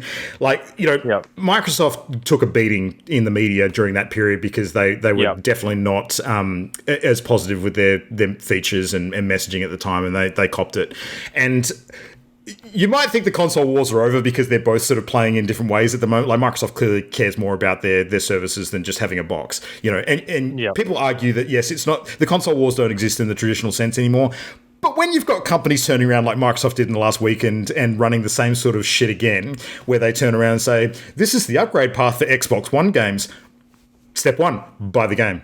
And that's it. It's obviously a stab at what happened to them a number of years ago. And it's that same kind of like, console bro tribalism bullshit that we experienced back then. It's not dead. The console wars, in terms of, the fan base especially, but also the way that the companies themselves are behaving, the wars are still alive and well. They're still pushing that narrative as much as they claim that they're not. Yeah. No, because because the console wars are fun. No, seriously. I mean, like, come on. What are these people going to do with themselves? They can't argue which box is better. Yeah. Well, maybe they'll play the games. Yeah. Look, I agree. There's a bit of fun to it, but it's also dumb. A little narrative thing, like this pre-order thing that we're talking about now. Like, people find it fun. I think they like it. I don't like those people. I mean, like, I don't like them, but I got a real chuckle. I got a real chuckle out of how Microsoft dealt with it, because like Sony, when they were taking the piss out of Microsoft, they took the piss out of Microsoft for a week. And it was like multiple interviews. They recorded themselves doing this whole freaking skit. Microsoft did a tweet and put a meme image in it, right? Like, I vastly prefer that over shitting on the competition. They need to be careful though, because they took a slight stab at Sony after they had the pre-order fiasco, and then of course they shat the bed themselves. Whether they're to blame or not is kind of irrelevant, but people still had the same dramas with pre-ordering an Xbox Series X as what they had with PlayStation. One might argue that it was better in some respects because at least people had warning as to when pre-orders were going to go live. But one might also argue that it was worse in other respects because of the way that the Sony one went down for PlayStation 5. People had seen that and realized that this is going to be a problem. Let's get into that queue and really fight for it. So it's almost like COVID toilet paper hoarding in a way. Like, people start to panic buy because they think that there's going to be more scarcity than there perhaps actually is, and it's the panic buying itself that creates the problem. So clear though, like, that's a separate thing from Sony shitting the bed with the way that game upgrades work. Like, the fact that you can't, the fact that the EB Games website went down while Xbox was trying to release their console is not Xbox's fault. No, right? not at all. Like, when it comes to issues of being able to actually get your hands on the console, that's no longer in Microsoft's hand, in much the same way that it wasn't Sony's fault that somebody started selling consoles early. 100%. But perception matters, and the general public doesn't make that distinction for the most part. Oh, absolutely. Yeah. Absolutely. They but the general public are also really stupid. Oh, yeah. But they're the same people that like the console wars. Yeah. Yeah, like, exactly. That's exactly they're making content. They're the same people that get so hyped about a launch console that they'll go out and buy it, even though there's so much other stuff to play in November. Not pointing fingers at anybody in particular, but yeah. Yeah, like, I think that for me, like, it's weird because, like, I get the impression with the rest of the Party Loaded team, most of the people on Party Loaded, especially Christian, like, way more of a PlayStation fan. I would not call myself an Xbox fan by any measure. But I'm certainly the person that has always had an Xbox console more, and that was primarily because Halo was on it. Yeah. But I have no plan to buy an Xbox console. I actually really... I give less of a shit about buying an Xbox console than I give a shit about buying a PlayStation 4. Because Game Pass exists, right? Like for me personally, I still don't have a Switch yet. I'm way more excited to buy my Switch. Yeah. And play Super Mario Sunshine right now. Yeah. Yeah. And I don't know if that's me being weird or the fact that the new PS4 and Xbox just seem milk toasted. Well, here's another interesting wrinkle, Mitch, and I'm actually curious as to how you reacted to this as well. It was only during this last couple of weeks when all the PlayStation and Xbox stuff was going down that we found out that there's going to be an upgraded version of the Switch next year. So is it going to have 4G? I don't know if it's going to be 4K. I think they did say it was going to be 4K graphic compatible, not 4G. No, 4G. I said 4G. I know you meant 4K. Yeah. I think it actually is going to be 4K compatible on the docked mode at least. Yeah, is what they're saying. Nothing confirmed yet, of course. I think that's a bit of an in-joke between the Pixel Sift staff and myself, because the reason why I've been saying I haven't bought a Switch yet after all this time is because there's no 4G, and I think Gianni's just getting real sick of me saying that. But then I also said that I would get it when Super Mario Sunshine came out, and he was always saying, no, it's never happening, Mitch, it's never happening, and that's what happened. So yep. Sure did. No, here's the thing though. Here's the thing. Like, what is he going to do when the new Switch actually has 4G and it supports a SIM card, so you can actually have an internet connection? That's what I wanted. It's a mobile. It's a mobile console. Tablets do that. In it. Tablets do that. Why the fuck can the Switch not? Like, it totally makes sense. It makes sense to do it. Call your jets though, because they still could. Yeah, they could. That's exactly what I mean. Like, I'm not joking. I'd be up for it. Switch, dual wielding, and Destiny. We've solved those two things today. Yep. Get on it. Yeah, absolutely. Yeah, I mean, if you had 4G, you could dual wield the switches and multiplayer against yourself on the go. Oh man, yeah. It's Switchblades. That's what it is. I feel like for me personally, and this is why I kind of wanted to bring the graphics card thing into the question. Like, for me, like I look at the new console gen, and then the video goes and announces 3080s, and I've got a 1080 in my PC, and like the jump in graphics performance is insane. Like it is just so much. If I buy that, that's an investment in PC gaming, but also the Xbox now. Oh, like I can 100%. get a 3080 without needing to buy an Xbox Series X. Yeah. And like that's awesome. And there's reason for people out there to buy an Xbox Series X, because those games that aren't on PC, like a whole bunch of data's been coming out about just how much performant old Xbox One games are on the Series X now. And it's like it's absolutely nuts. Like there was some games where it's like I forget one that was in there. It was like 2.5 minutes to load on an Xbox One, 20 seconds to load on a Series X. Just an insane difference in load times. And so like if you're a fan of those games and they're only on the Xbox One and you can't get them on PC, then getting a Series X to play them is totally an option. But for me, like it's a similar issue to Sony, where I don't need to buy an Xbox Series X because all the games I want to play will be on PC anyway. Yeah. Whereas with the PlayStation 4 and the PlayStation 5, right now the games that I want to play aren't exclusive to PlayStation 5. They're also coming out on the 4. So there's this transition period where I don't really need to buy it on launch. So personal, sort of whether you're going to buy the boxes aside or not, what did you guys think about the pricing announcements? Like, do you think the pricing was actually reasonable? Because we've got $299 for the Xbox Series S. We've got $499. These are all US for the $499 for the Series X, and then PlayStation 5. We've got $499 and $399. I'm going to stop you right there. Yeah. Let's quickly get the Australian prices. This is Australian. Sure. I think we should do that. All right. Well, you talk about your impressions, and I'll bring them up quickly. So I actually have no idea how much any of these are going to cost. Yeah. So I believe there are two versions of the PS5, and one of them is going to have a disc. And one of the disc drive and one of them isn't. Yeah. So one of them will be useful in Australia and one of them won't be. Yeah. It's the same thing with the Xbox. So the Xbox has the Series X and then the Series S, I think it is. All right, here we go. So the Series S doesn't have a standard PlayStation 5 with the disc is $749 Oz and $599 for the discless, so the digital version.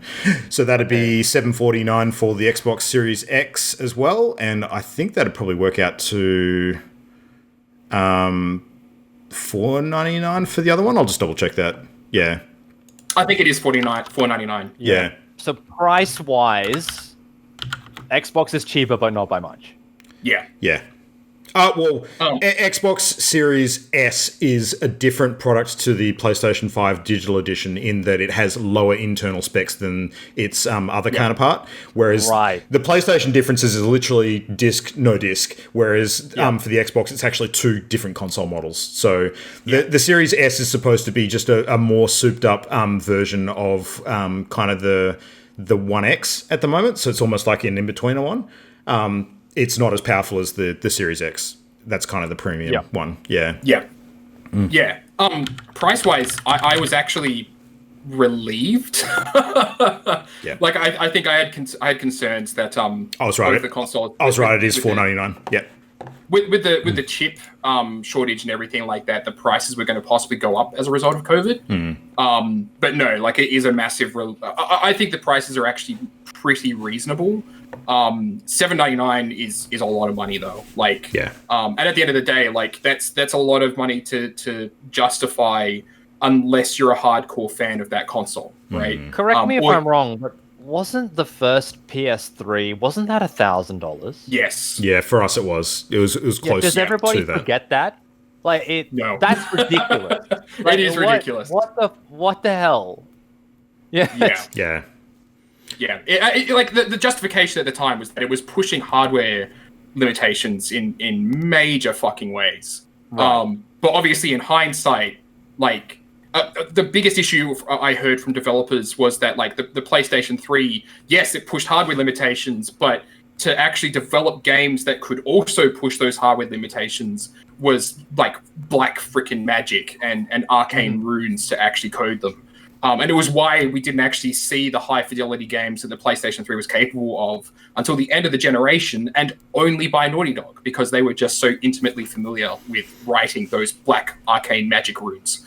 So like it was awfully priced, and if I remember rightly, like they got rightfully shat on, and the price dropped pretty quickly after release. But it also had an SD card reader and it also had all that stuff on it, which is like, what? Why did it need all of that? Well, they've obviously learned their lessons from that time, for sure. And the new one has fins on it. Well, maybe not all the lessons.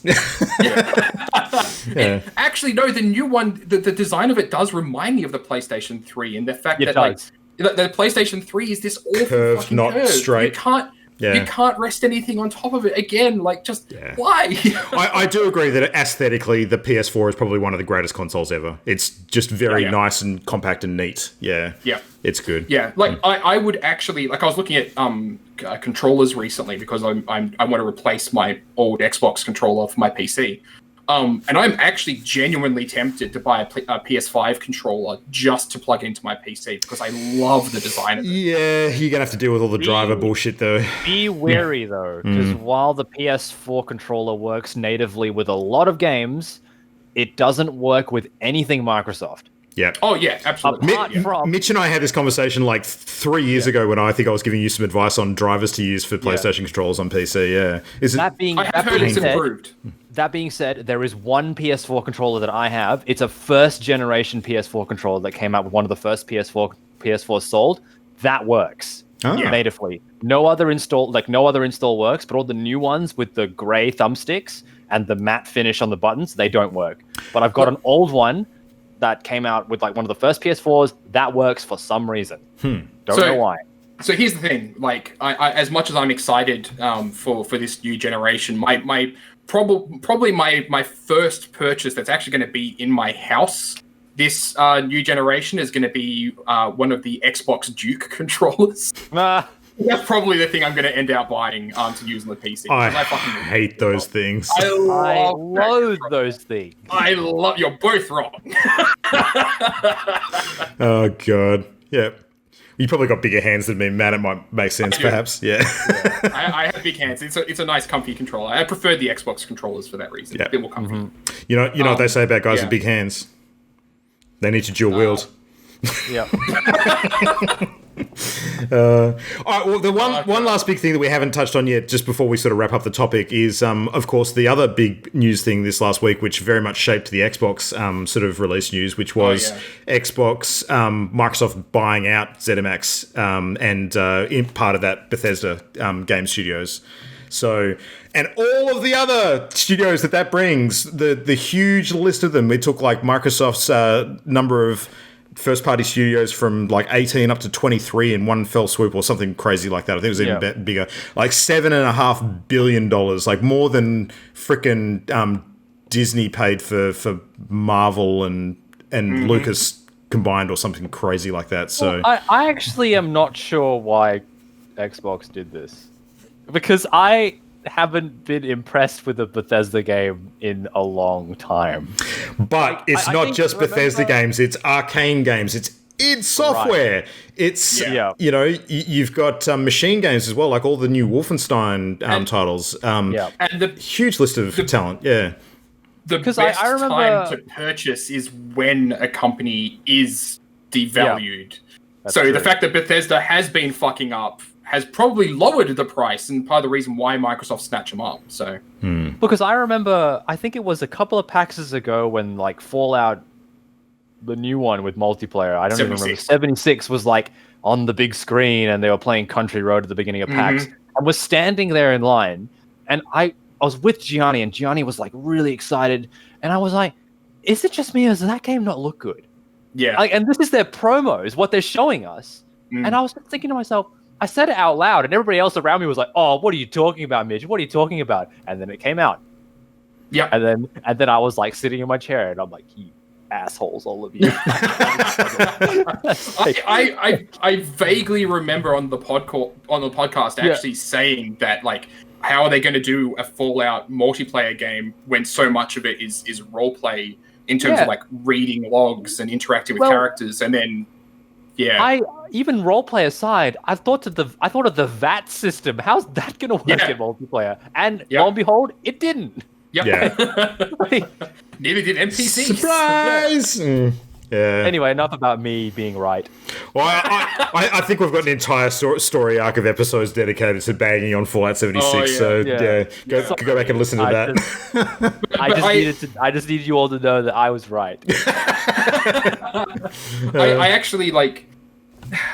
Look! It's a corporate purchase, and it shouldn't be exciting. But I'm actually kind of excited by it because it puts Obsidian and Bethesda in the same room again, which means that there could be an Obsidian Fallout game again, which would be fucking amazing. It means that you have all of these studios that previously had no reason to work together able to actually work together now. That is exciting. And Microsoft has been like really the thing that I've heard is that being a Microsoft-owned studio at this point in time is actually a really good thing. Like, the Rare developers have had nothing but nice things to say since they were kind of let loose. And I think it's because Microsoft kind of realized that they were fucking things up by interfering too much. Yeah.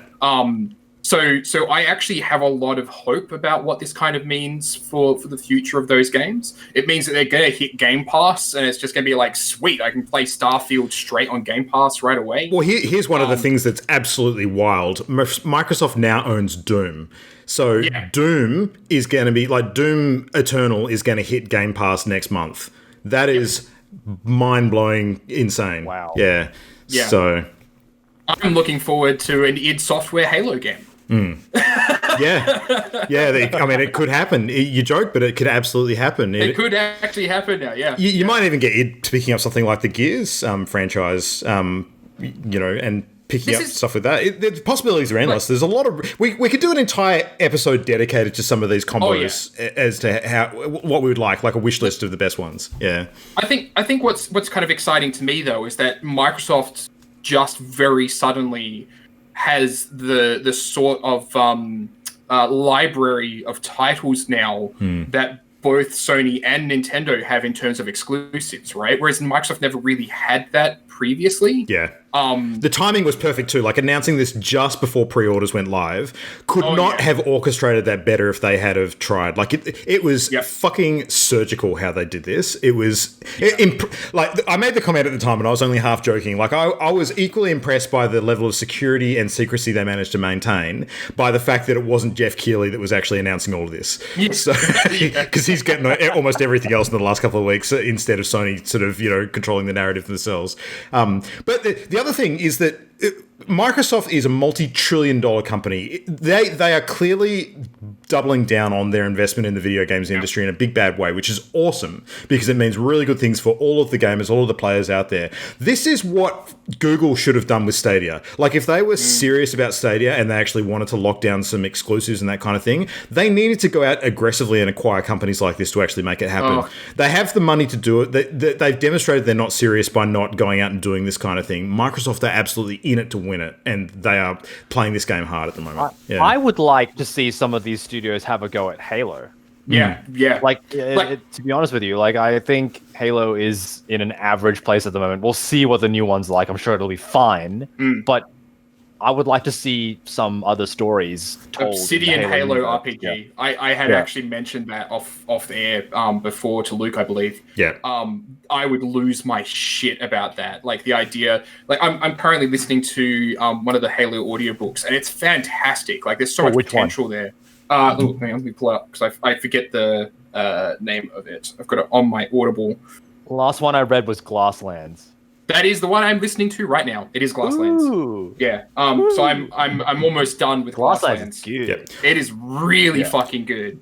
And like that sort of narrative in a game. Like, imagine a fucking Obsidian made Halo Glasslands. Like, that would be fucking incredible. like being an Oni officer making these decisions that were good or bad, like there's so much potential in that sort of thing. Yeah. So and that's specifically Obsidian. I honestly don't think that Microsoft's going to do much to any of those studios. Like, they're not going to want to touch id. They're going to be like, fucking keep making what you're making. They're not going to want to touch Bethesda because Bethesda's already lined up a ton of different games that are going to be coming out. They're just going to basically own those studios and be like, you do your thing. And I don't think we'll actually see any changes to them for a couple of years' time when we start seeing Microsoft announced products that are made by them. There'll be a lot of funny sort of knock-on effects, though, like the minor things that you might not consider before, like what's going to happen with QuakeCon, what's going to happen with these games that were potentially exclusives for other platforms. Like, they've already answered the question about Deathloop and Ghostwire Tokyo specifically.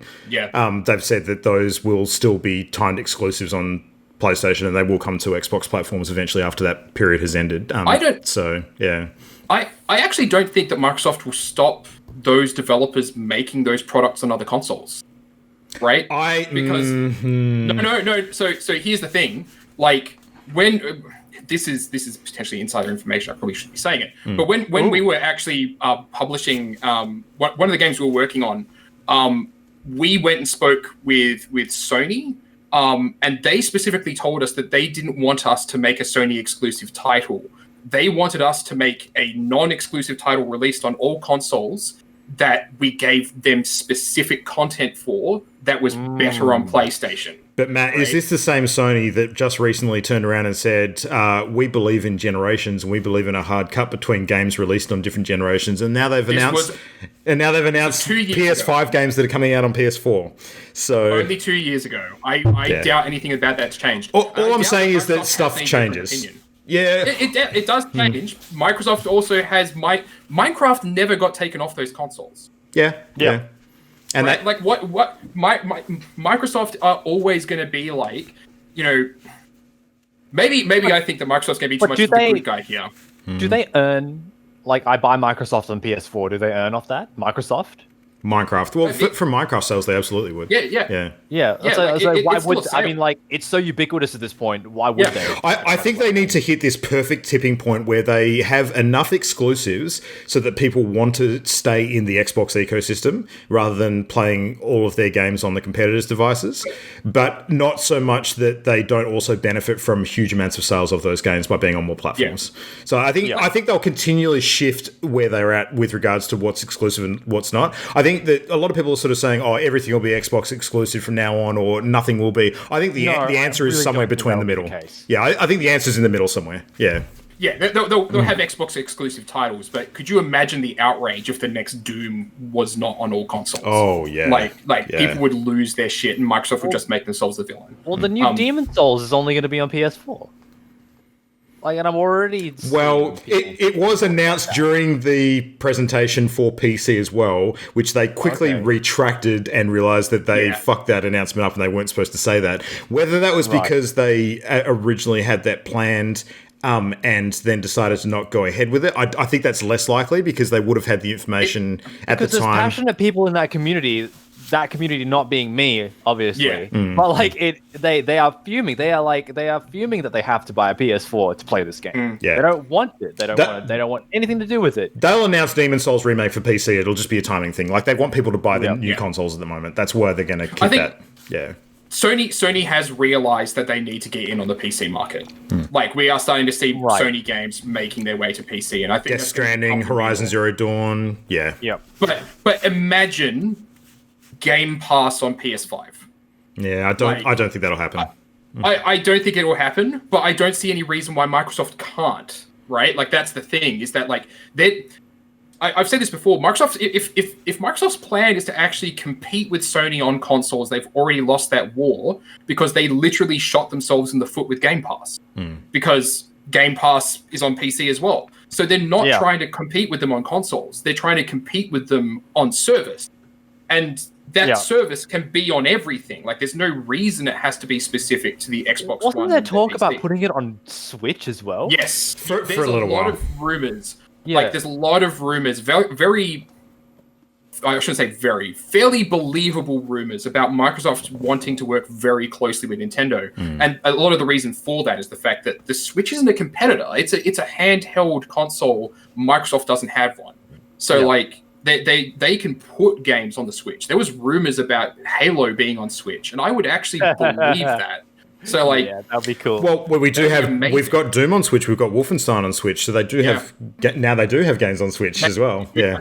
They had Minecraft on Switch already. Like I'm pointing at Minecraft a lot, and more to the point, like Microsoft isn't going to remove games from services because it is a competing console. I think that, quite honestly, is something that I don't know if other console holders would necessarily do. But whether or not they continue to release stuff on those consoles, like, we'll see. But I'm fairly certain that they wouldn't stop them from being on those consoles because they still make money out of them. So yeah. All right, well, I guess we should probably just wrap this segment up then, because we are definitely running long. But as like a closing thoughts, like just in a couple of sentence summary for each of us, how are we actually approaching next gen in terms of our purchasing decisions? So I'll kick off. Mine is landing on PS5 on launch, or as close to launch as possible. And as far as the Xbox content goes, I'm going to be PC gaming to capture all of it. So whether I subscribe to Game Pass or not yet, I haven't decided. But if there's enough compelling reason to, with big launch titles, I will contemplate it. But I'm just as likely to buy them outright. So I don't feel like I, as a consumer, need Game Pass because I like owning stuff. I like building a games collection. So that's pretty much me. Yeah. Mitch, what about you? Yeah. I'm going to wait for a redesign on the PS4. Okay. I actually think I'm going to have to do that because or something drastic is going to have to happen. Like Horizon Zero Dawn is going to have to be like real good for me to get one.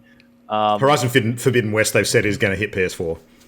Right. Yeah, which is weird. So I might actually just get it on there and see what happens. And then Xbox, Game Pass. I think, Matt, you're entirely right. I think the hardware wise, I don't know why I would even look at one. Yep. An Xbox Series X. That's what it's called. You got it. Yeah. Someone got it right. Well, like you see, I know what it's called now, but I just can't say it with confidence. No, me neither. Every single time I'm saying it, I'm like, did I say one or series? It's always with an upward inflection at the end. Just remember, Mitch, X going to give it to you. That's all you have to remember. Yes. Yeah. Okay. Oh, hang on. No, that doesn't work because we've got one X. So no, forget that. That totally doesn't work. Yeah. Just say the most recent Xbox. But I'm still really excited for my 4G Switch. Yeah. Nice. I can't believe we get to announce that tonight. Yeah. It's amazing. What an exclusive. Everybody else gets to start rumors. Why don't I get to? That's it. Everybody's on Twitter. It's like, oh, new Apex Legends character is going to be this, and this. I'm like, you don't know that. How do you know that? New Apex Legend character is going to be called 4G. Yeah. That's the leak. Yeah. I'm doing one right now. 4G Switch. Prove me wrong. Yeah. Yeah. Matt, Game Pass. Well, to me to be right. What do I know? I think the next generation starts on PC. I think that's my closing thoughts. Like the next generation starts on PC with the new NVIDIA cards and the new cards we haven't seen from their competitors yet. I really actually don't give a shit about the start of the console generation. I think that is surprising to me because I was excited about it. But the fact that every single time an announcement about a game comes out, like the moment you mentioned Horizon and the most recent, I'm like, oh shit, I really want to play that. Do I need to get a PlayStation 5? And you're like, it's going to be on the PlayStation 4 as well. Well, I guess I'm not getting a PlayStation 5 probably for the rest of the year. You just wait for Dad of War Ragnarok, and then things will change. Yeah. I already gave my opinion about God of War on Twitter. Oh. I pissed everybody off. Your opinion of God of War is shit. Yeah. I'm sorry. I will point out, I didn't actually say the game was bad. No, I know, but your opinion is still shit. But yeah, a closing thought to kind of summarize everything. There's no ethical consumption under capitalism. Sure. Yep. And you can find all these opinions at @GameDad with 2 T's and M. That's it. Well, in the meantime, I have about a month or so left of stuff to do before new console stuff hits, and I have actually decided that I need to fill some of my gaps in terms of the big games this year that I haven't played yet when we come to our party favorites discussions to cap the year off. So I went and picked up this bad boy, which I hadn't played yet. Oh, so. Nice. Yep, Final Fantasy VII Remake. And I have also been compelled to play Hades this week, because that's like the hottest thing on the planet right now. That's sort of the big thing popping off. And I jumped back into No Man's Sky last night as well, because that's had a huge update. So I think I'm sorted for the next month. How about you guys? Anything between now and next episode, Matt? I'm actually playing at the moment. I actually started it already. I'm playing Mafia Definitive Edition. Which just came out. Yeah, very cool. Yeah, it is. It's weird. I'll talk about it later. I'm not going to talk about it tonight. I'll have plenty to say about it later on. But I picked up the whole pack because I have fond memories of Mafia 2. I didn't play Mafia 3 or Mafia 1, and I know they're all actually really decent games. And I'm thoroughly enjoying playing Mafia 1 at the moment. Nice. Mitch, what's the big next thing on your horizon gaming-wise? Oh, man, until I'm on the next episode of Party Loaded, I do one of these a year. So I think by the next episode, I would have played Horizon Zero Dawn Forbidden West. I would have played Halo. I would have ripped the fins off my PS4. So I'll let you guys know how that goes. Photos, or it didn't happen. I would have, and I'll let you know exactly how good the 4G Nintendo Switch performs in my area. Sensational. Yeah. I'm looking forward to Mitch's, like, you're going to start a new thing on YouTube. Like, everybody does unboxing videos, but Mitch is going to start unfinning videos. Yes. I will just rip all the aesthetic options off whatever pieces of technology that are over-designed. Yeah. You should call the series... I'm looking at you, Alienware. You should call the series Unfinished. Unfinished, yeah. I'll be ripping the fin... Like, on my first episode, on my second episode, I'll be ripping the fins off those Diva headsets from Razer. Nice. Love it. Perfect. All right. Well, Mitch, thanks very much for hanging with us again tonight. It's been a pleasure having you on, as always. It's awesome. Thank you very much. It's been an honor. Thank you very much. I always look forward to the call when I get requested to be on Party Loaded. Thank you so much. And last minute plug, anything going on you want to point to at the moment? So if you want to know more about the indie scene in Australia and around the world, you can head to pixelsift.com.au. That's where you'll find all of my work. And you can follow me at 643 on Twitter, but I'm sure it'll be in the description of this episode where you can find all my stuff. Once again, thank you very much for watching, and thank you very much for having me, Matt and Luke. Awesome. Yeah. Cool. Anytime. The rest of the team's not bad either, so just saying. Yeah, they're all right. It felt good to finally have some personality on the show today. Oh. Holy shit. We're out. Well, you'll find out whether they listen to it or not. It's always the one time we say something truly acidic that they do. So, yeah. True. Anyway, that's it for us tonight. Thank you, everybody, for listening. Hope you enjoyed the show. We'll be back again next fortnight with the next episode. Until then, enjoy games. Good luck with your pre-orders. We'll see you then. Good night. Bye. Bye, gang. The Party Loaded podcast is a Channel Endgame production. For this and more great gaming content, bookmark channelendgame.com.